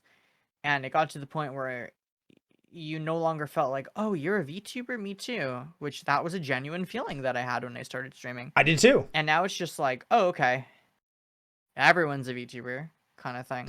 Yeah. I feel like we're starting to see it a lot more too with facecam streamers becoming VTubers too, especially ones that have had a following already. So they get to bring their following, and then for us, the people that are VTubers that are not at maybe the level that they were at, we all of a sudden we go, whoa, where did this VTuber come from that has over 1,000 viewers? Yeah, right. And it's like, whoa, what happened? Yeah. Yeah, it's definitely much harder to stand out at this point. It's a lot more work. It used to, and that's the thing. Like, I feel like my strategy for growth that worked for me, doesn't necessarily work today. And that's why, like, even when I give advice and consulting and stuff, it's based around the current climate and the current conditions. Yep. And the things that I've learned and I know that work now, as opposed to like, I don't give people the advice of like what I did, which is, hey, go stream on Twitch, stream whenever you want to, make a lot of friends and collab a lot, and hope that people watch you and like you. Because that's kind of what I did, right? I collabed a lot. I became a very social streamer. That helped to like get my name out there, and I kind of grew without a whole lot of extra content, which I feel like you can't really do nowadays. It's very hard. You have to be very lucky to grow without making YouTube videos or TikToks or posting to Twitter all the time. Yeah. Or whatever it might be, right? or being friends with someone who's already a giant VTuber, like whatever it might be, like it seems like it's much harder today. I think Makino is saying it well too, with the models or the draw, but even that's fading to the point now where it's like if you don't catch people with something that makes you special or makes you stand out, it's way harder. Like you're saying. Yeah. I think the big VTubers are going to get bigger, and I think it's going to be harder to become a VTuber, and it's going to become just kind of like VTubers are. They're just another kind of streamer. Yep. Kind of like, I think they're now serving today's special, a raid. Oh, hey, a raid. Welcome in, Raiders. I hope you're all having a fantastic evening. Pull up a chair. My name's Roy. I'll be your bunny booster for this evening, and I'm joined by the most lovely bunny girl there is. It's Marina. Hi. Hi. Welcome in, everybody. We're having a conversation about VTubing as I guess a medium is probably the best way of putting it, because as of now, I think especially in 2023, we see it a lot more that VTubers especially are just a different way of showing people content. VTubing is not the content anymore. It's you are a VTuber that does this. Right. I think that's a good way of putting it. Yeah, because before there used to be this charm and it was special to see someone being a VTuber, and that was a draw in of itself. But now it's like there's too many VTubers. So yeah, it's not like. It's almost kind of funny because like you look back at like Twitch as a whole or Justin TV, and it had, like Sylvia was saying, like you could go back to 2014 and just make it as a gaming streamer because there weren't that many streamers then. But even that had like a 4 or 5 year period. I would say in like 2016 is probably when it really started fading. Maybe 2015, but like VTubing, I feel like that's been gone since last year. I feel like it had even like such a small honeymoon period of being a VTuber was your content. And if you aren't in it then, it's so much harder to get into it now. And it will just continue to get harder. Yeah, I think the biggest thing is how much work it is. How I would argue and say that VTubing is more work than facecam streaming. God, I hate that that's like a statement that I kind of agree with. Yeah. Cause like, oh man, cause like there's all these expectations now. Yes. For putting on a show. Yep. When you're a VTuber, you're like putting on a show, and when you're just streaming with a camera, I mean, how many people do you see that stream to tens of thousands of people and they don't do shit? They literally press go live, they talk to their chat, they don't have any bells and whistles, they don't do anything super big or whatever. It's just their personality. That's really the only thing that is like the driving force of their content. They'll react to things, they'll do stuff like that, and then they'll end their stream, right? Then that's not to say every single big facecam streamer, because there's people that do a lot of really cool stuff with high production value. Yeah. But it's the fact that I can't even fathom the idea of a VTuber like streaming to a successfully large audience, just hitting go live and being like, hey, okay, cool. Well, I'm just gonna sit here, I'm gonna talk, and not having anything special, like just the game in the background, and yeah, like I don't know. Do you get what I'm saying? Like I do. The level of like Yeah, because like with I think a part of that, and this is always kind of a this is gonna sound negative, and I don't mean it to, because I'm more thankful of this because we have corporate VTubers and talent agencies like Digisanji, Hololive, Vshoujo, and Kawa now as well. Now that they've, I think, at least stuck out their initial period, and I'm very happy about that. We have these organizations that have funding and can put them into the models to give these people not only good models, but they can give them the resources that they need to put on good content. So because of that, people that don't know VTubing, especially on the Twitch side, because VTubing honestly is probably bigger on YouTube, just because there's more of a streaming on Twitch, the viewership is bigger on YouTube. So the people that watch VTubing are expecting the quality of not only entertainment and stream and equipment, but also model and personality Right. and who they're collabing with, they expect it to be of Digisanji, Hololive, Vishojo, Kawa level. They expect these levels for everybody. And when you don't have that, that person's never coming back because they don't understand. They're new. Yeah, They're just looking for the entertainment value. They're not like, oh, you know, this is a VTuber that can't get up from their bed or is representing LGBTQIA plus rights. They just see they're not as cool as the other VTuber that I was just watching before. I'm gone. Yeah. Yeah. Why aren't they bouncing around and yelling every 2 seconds? Like my favorite, like my Oshi, please. Like my Oshi. Oh my gosh. Yeah. Hey, John. How are you? Hi, John. My dream. Huh? A threeso? What's a threeso? I don't know.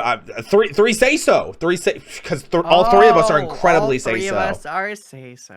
That's what it is. You know what?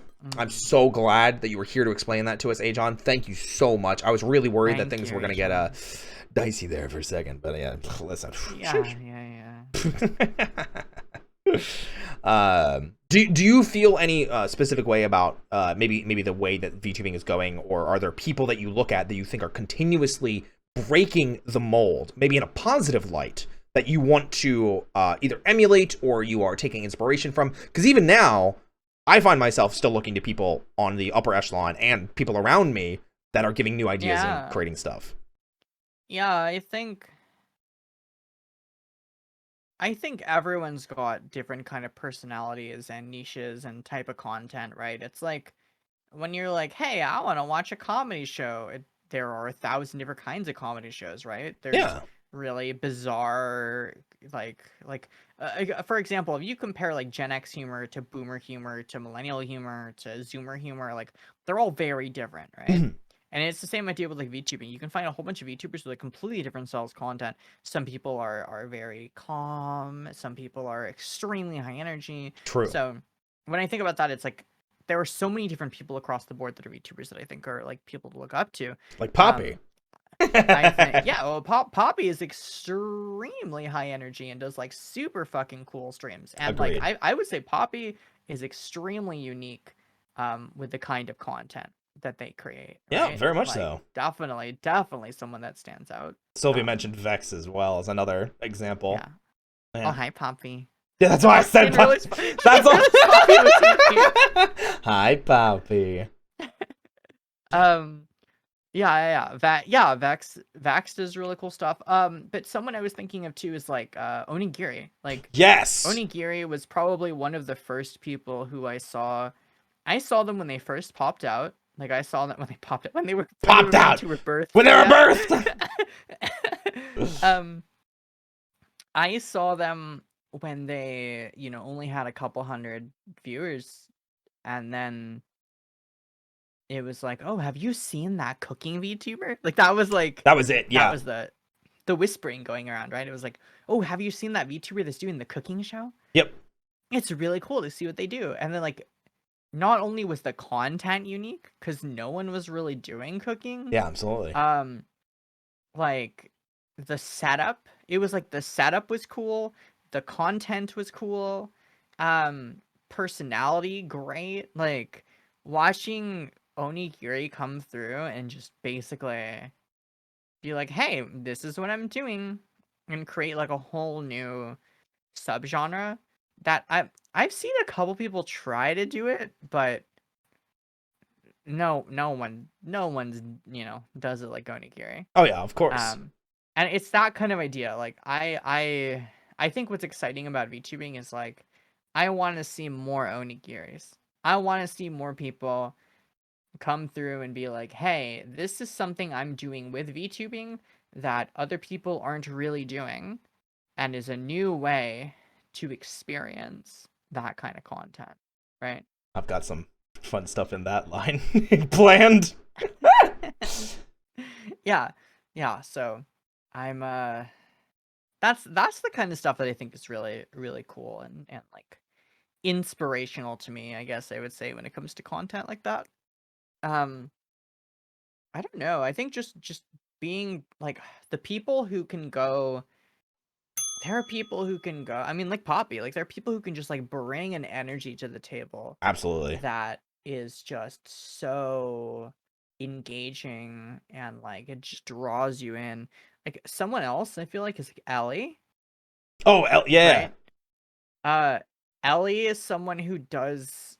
I mean, I don't know if it ended or she's on a break right now, but like Ellie is someone who can stream these subathons, and I think when people are like, "Wow, how is Ellie so successful in her subathons? How does she go for so long?" It's like because she's someone who's when you stream 2 hours and you're like, "All right, I can bring my energy to 2 hours." I watch Ellie, and she's like that for 16 hours a day. She's insane. I'm like, in how that do sense. you do it? How do you do that? Oh yeah, You know? absolutely. Yeah, so I've seen some people like for me, I do a subathon and I'm like, all right, chat, you got me for like 4 or maybe 5 good hours, and then I am chilling. Then I'm big chilling. Bunshada, Yeah, how they innovate on art streams. I think there's a lot of really cool art VTubers now. There's like a lot of really good ones. We've seen Bunchada, we've seen people with Vugan, so like Yoklesh and Momotex. Yes. Buff Pup is still popping off when they do art streams as well. It's crazy. But I will say in terms of like the art stuff, I think being an art VTuber is actually even harder than it used to be. I think Buff is a good example of that, actually, because I know Buff was doing like a lot of art when they first got into VTubing, and now they do it like maybe like once every 2 weeks, if that. Yeah, I think Buff was like basing their whole kind of income and living off of art before, like pre-VTubing. I Like, think they were an so. art streamer. I think they were doing commissions and stuff like that, and so, but like you can see, they have a phenomenal personality that's so engaging and draws you in. So when you watch Buff Pup streams now, it's just it's super fun, high energy, chaotic. Like yeah, it's real good. So it makes sense when you take that personality and you go back to art streams and you're like, I feel like with art you kind of have to dial it a bit down compared to like what you would do when you're doing like just chatting or something else, because at the end of the day you are doing art. Yeah. Right? Like your focus has to be split. Yep. Yeah, art is I think the other thing with art too is like you have to have some kind of draw, and for most people with art it's that you're a really good artist, right? I think it's definitely harder for people to be like, hey, I'm gonna do art streams and I'm just gonna kind of like learn to draw.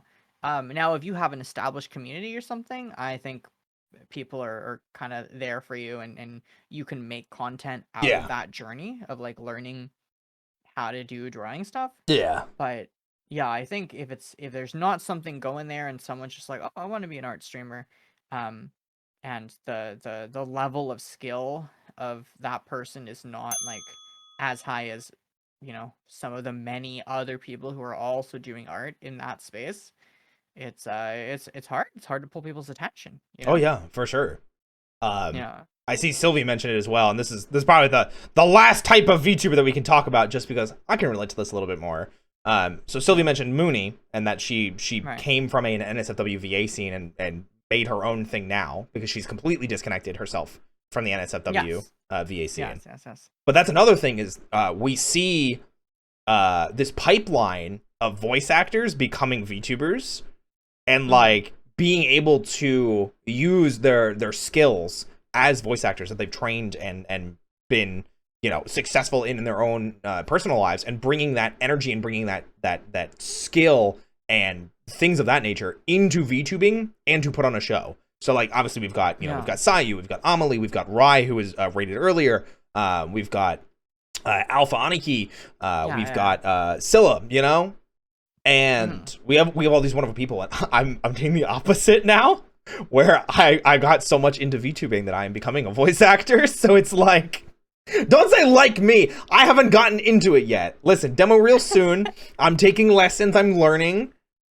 Okay. I'm learning, getting there, but it is a pipeline, for me a reverse pipeline, because you get to kind of work these talents together and get them to coincide with each other, because VA is very similar to VTubing in the sense of they only see us, like they see what we're giving them instead of us as the person. So they're hearing us, they're hearing our performance, they're hearing our passion, they're hearing our emotions, and we're putting on a role, we're putting on a show, we're putting on whatever.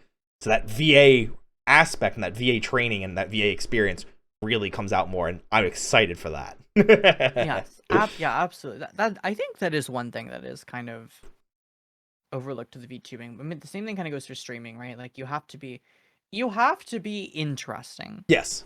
It doesn't mean you have to be high energy, but you have to be interesting, I think, to make it as a streamer. And I've seen some really soft-spoken people that are still, they're very interesting. They pull in like people that just kind of like that vibe and they want to hang out. And then I see really high energy people that like are very interesting in the content they make, and they pull in people who like that vibe. But with VTubing, I feel like especially, yes, you're depending on your model too. It's part of why like the expensive models tend to do better. It's not because the expensive models are like, it's not that, like we said earlier, the icing, right? It's not that the icing is carrying the cake. It's that, models allow you to be expressive, right? I can do things, and you can watch my mouth move and form my words that I'm saying, right? The way that a model is rigged and the way that it moves makes it feel alive. Yes. I think that's what's important. Because you don't kind of get that like you do with Facecam, right? With Facecam, you're able to see every single thing, like every single face someone makes, the expressions like that someone makes. So when people aren't able to, what do you call it? Like, I can't think of the word right now. Convey. People are able to convey their emotions. Those emotions. It makes for less interesting content. Sure. So especially with people who are like PNG tubers and things like that, there are some people who are PNG tubers who literally make it to partner, like Twitch partner, right? Who pull in like hundreds of. It's because they have, for usually, very, very engaging voices. I mean, they have a voice that you like to listen to. There's three big ones that I can name immediately, which is Juzo, Basil, and the big one is Shoto. So there's 100% what you're saying is that voice and the way that you act and portray yourself and hold yourself and interact with others and your chat and your community. If you're able to convey those emotions through just voice alone or just VTubing alone, whew. Exactly. I mean, there's a reason why people still like to listen to podcasts and radio shows and things like that. Like, yeah, absolutely. They're people's voices are engaging, and they can be. And when you figure out how to do that, PNGs are colossal on YouTube, million subscribers. Yeah. That's the idea of having a PNG or whatever it may be doesn't have to hold you back for sure. Part of what I was saying, like, when I was saying like, oh, like expensive models are nice. Yeah. They're an expensive model with an amazing engaging voice. Fantastic, right? Amazing model with not a really great engaging person behind them. It's what we said, right? Yeah. It's putting nice icing on a bad cake. Shit cake. Yep. And it's just it doesn't make it a good cake all of a sudden, right? Yeah, absolutely. So yeah, it's kind of like you want to make sure that everything is good, but I think that is a good way to put it. Like, there's a reason why people can make it as a PNG tuber, and it's because of the level of content they create, the level of engagement that they have there, right? That's the thing that's the most important there. Yeah, absolutely. 100% agree with you. Have you seen the person who does the tune tubing? Pumpkin? And, like, just open commissions to do. Oh. No. So there's someone on Twitter. I can't remember. Scott Falco. Yeah. Scott Falco. Yeah. And has it's a PNG tuber. It's like a GIF tuber, really, right? It's like, instead of a PNG, there's like animations that happen based on like emotions that are toggled and stuff. But it looks Yes. really cool. It's such a really neat way. And that tied with a, an expressive voice or something like that. I think Yup. that kind of thing can do just as well as a model. Like a fully tracked live 2D model or Yeah. whatever. Yeah. Yeah, they're super cool looking. I immediately shared it with Siege when I saw it. So it was just like a funny like Siege. I didn't even know like this was possible because I remember seeing some of that a little bit with quote unquote PNG models. So like Kizakun had something similar to that before they have the model that they have now, where it very much is like that their mouth shapes are predetermined. And it's toggle or based on expression, but they still had like a model and they were still moving around, but it literally just changed those expressions when they needed it to. And I still really like that too, because it's almost like combining the two, a PNG and a VTuber. Yeah. God, did you ever try out VRoid? No, never. VRoid was okay. It's back in like 2020 when VRoid was like the VTubing tool. When every VTuber ever was like a VRoid. VRoid had this really experimental thing that was like auto tracking expressions. So because the expressions couldn't it basically tracks like your body movement. Sure. And it could like track your lip movement up and down basically, but that was virtually it. It didn't really get the intricacies of your face. It's not like nowadays we have iPhones. Now serving right? today's special. And we have raids nowadays. And a raid. Welcome in, raiders. Welcome in, everybody. We're talking about VTubing experiences. We're talking about the dark times or the good old days of VRoid. Both. But welcome in, pull up a chair. My name's Roy. I'll be your bunny brewster for this evening, and I'm joined by the most fantastic bunny girl. It's Marina. Hi. Yeah, so basically like, now we have iPhones, right? Yeah. So like we have like VPicture, we have like ways to have our models be like really, really well tracked. And even on VRoids, like you can get like iPhone face tracking on like 3D models and stuff like that, and you can make them look like very expressive. But there was this thing on VRoid called like experimental expression tracking. Sure. And basically it would try to track your face, but instead of tracking it in real time like an iPhone does, it would be like, oh, I think you're surprised. So it would just like really weird, jarringly toggle your model from like this to being like, whoa. Like you would just be talking normal, and then all of a sudden you're like, oh my god, I raised my eyes too much, so it like toggled me into like this expression, right? Ooh. Or like, oh, I looked down, so now it's toggling my angry toggle, right? Like that kind of thing. Like it was. I have to press the button, which keeps breaking. So. Yeah, it would do stuff like that, and it did not look good. I don't know a single person that used the like experimental automatic like expression toggles. I don't know. That's just what it made me think of. It's crazy to think about. Yeah, I just imagining how much better it is when stuff like is able to just track your face like iPhone can do. But with like a TuneTuber or something, I think, yeah, if you're able to break parameters and have it jump to certain expressions. Yeah. That makes sense. I mean, we already have stuff like that on Live 2D, right? Like that's kind of and I mean we have stuff like that in 3D where like your face moved in a certain direction and it changed the expression for you.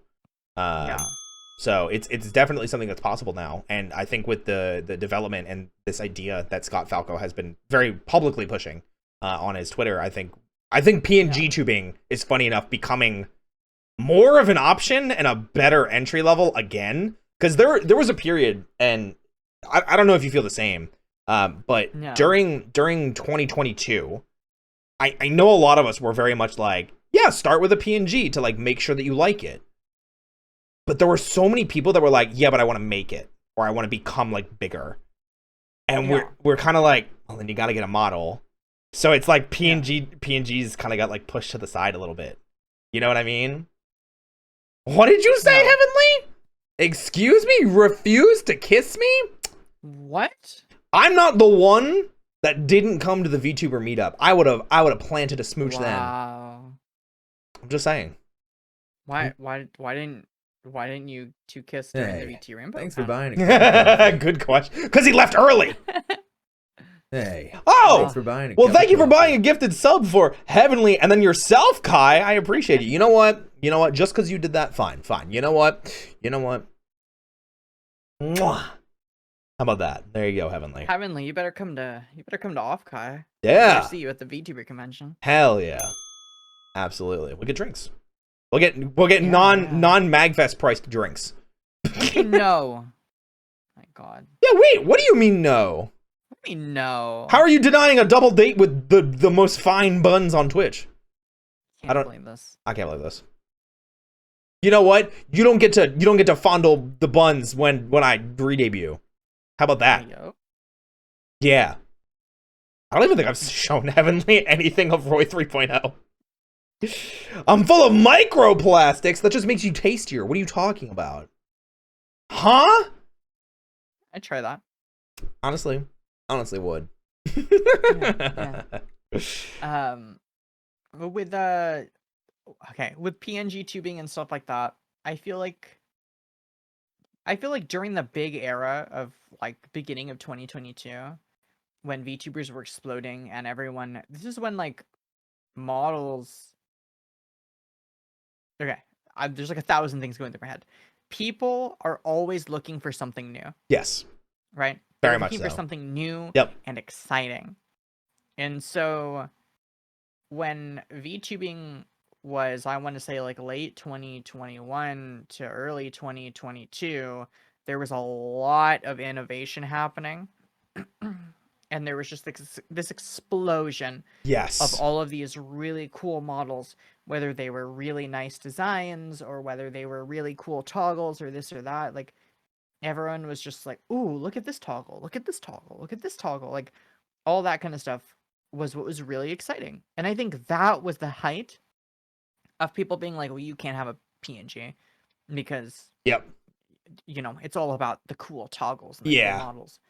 But I feel like we hit a point, I want to say about mid 2022 into fall 2022, where the level of innovation, while the artists and you know, live 2D riggers are still doing really great things, it became less exciting for people. Yeah. Does that make sense? Because people were just used to like things happening that it became less exciting. And it's almost more exciting now to see like Scott Falco do the tuning where you're like, wow, that's cool, that's new and exciting. Right? So that's part of like what that's part of what VTubing struggles with, I think, nowadays. It's finding that next wow. How do you stay new and exciting? And your wow may have been wow a year ago, but now it's like, oh wow. You know? And it's the same exact thing. And I think that's people are just assuming that when they debut new models or new things or whatever, that people are gonna be like, whoa, holy shit, that's so cool. Whereas, you know, I think people are more used to seeing new toggles every day that they're like, oh, that's cool. That's neat. Yeah.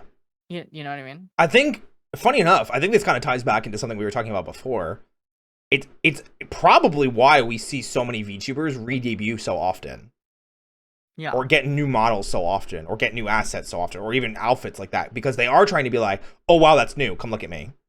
And it's not always from like a negative perspective. It is a business decision or a fun decision, because or even a storytelling decision if any of these things are happening for that, and content, because you're creating content with it.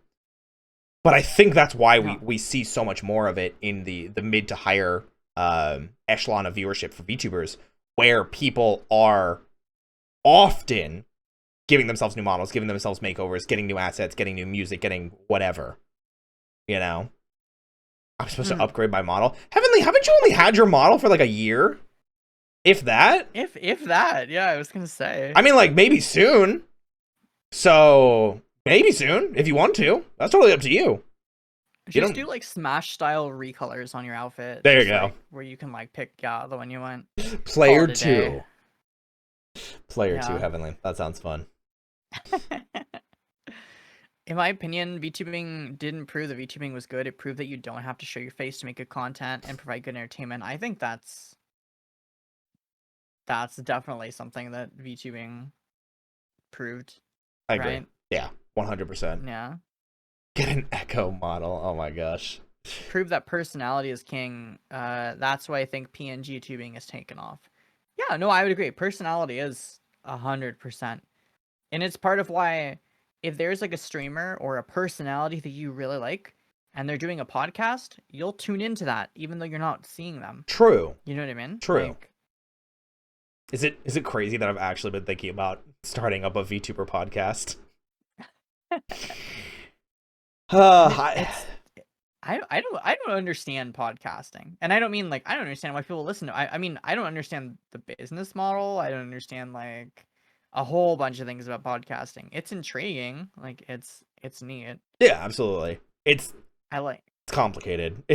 I've been on too many now, and it's kind of ingrained in my brain how the business model of it works. But yeah, it's it is a weird thing. No, what do you have for me? Huh? Roy, I have something for you? I'm curious, but I'm also nervous. The fact that you said it like that. Get twerked on. Sheesh! Can't believe this. It's okay, I've got a fatter dumpy. Do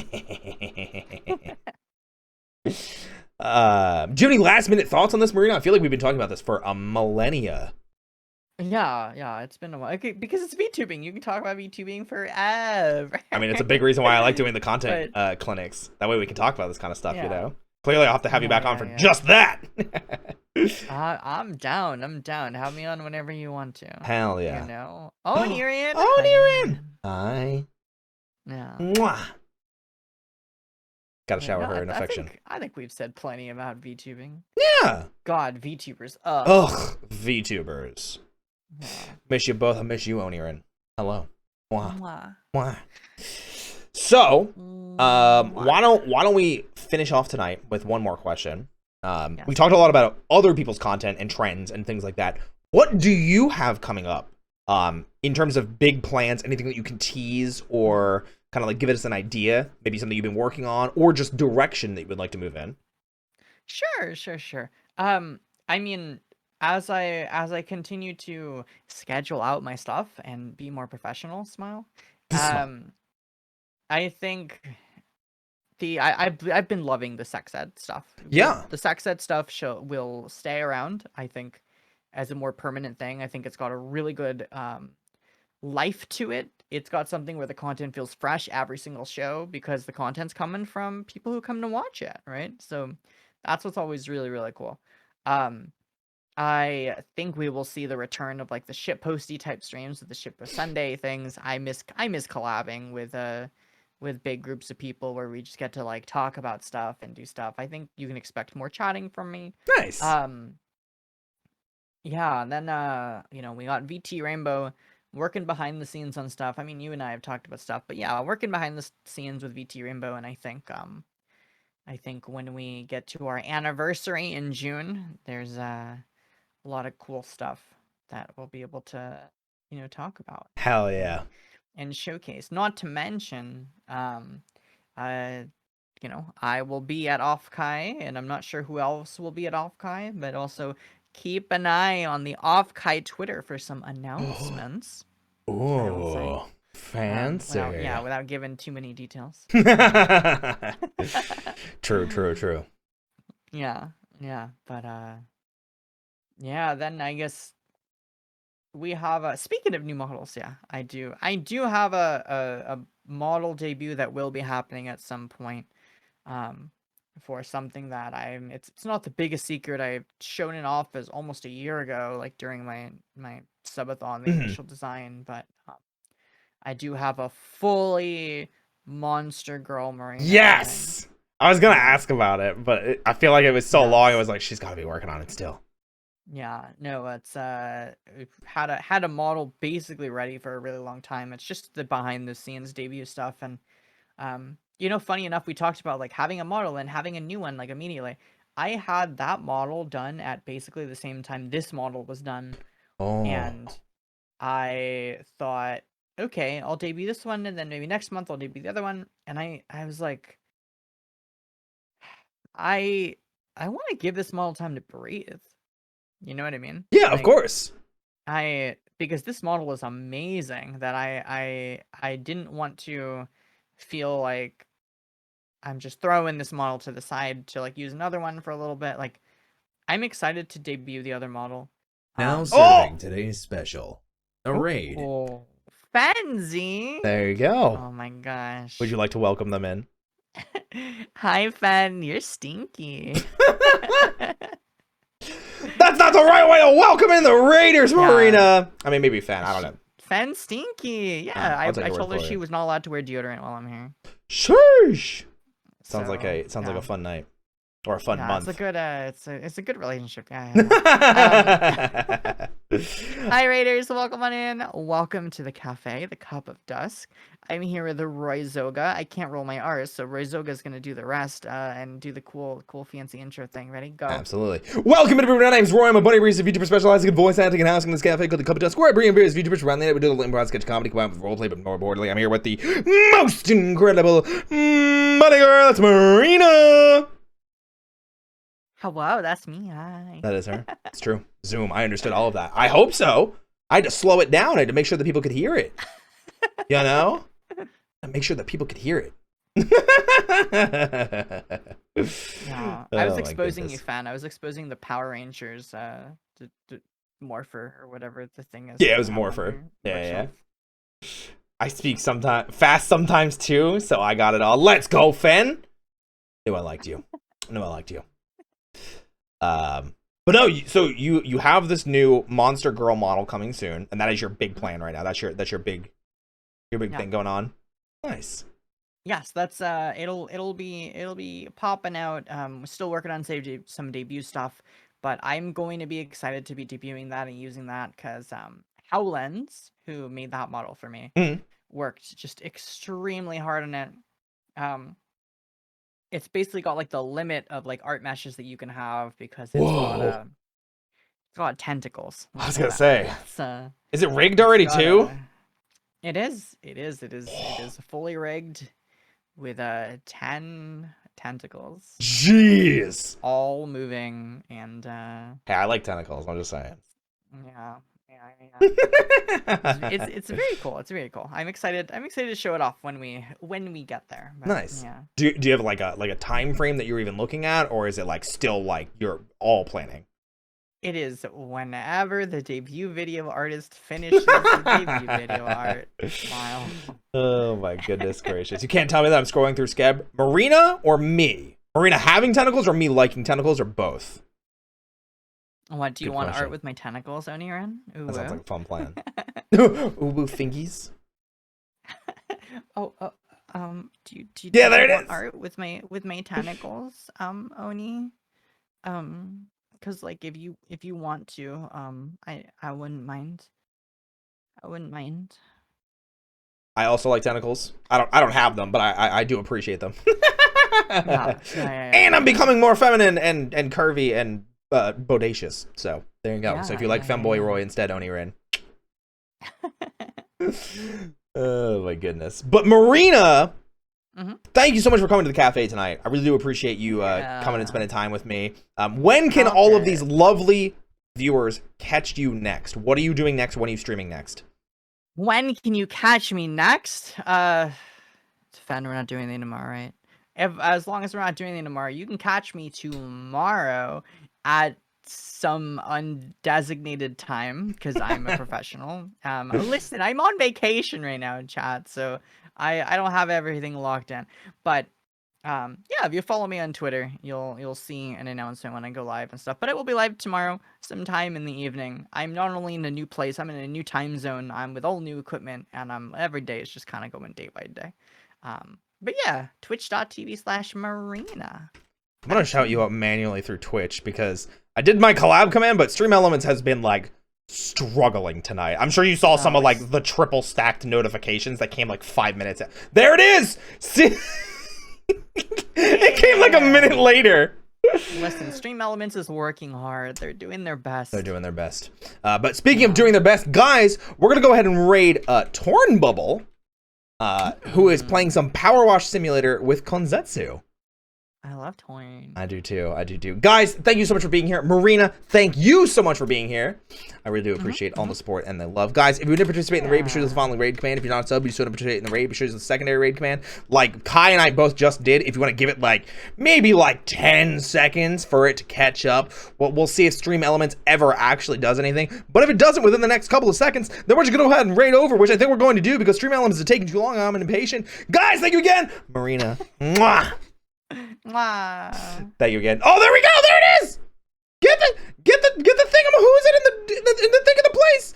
Goodbye, everybody.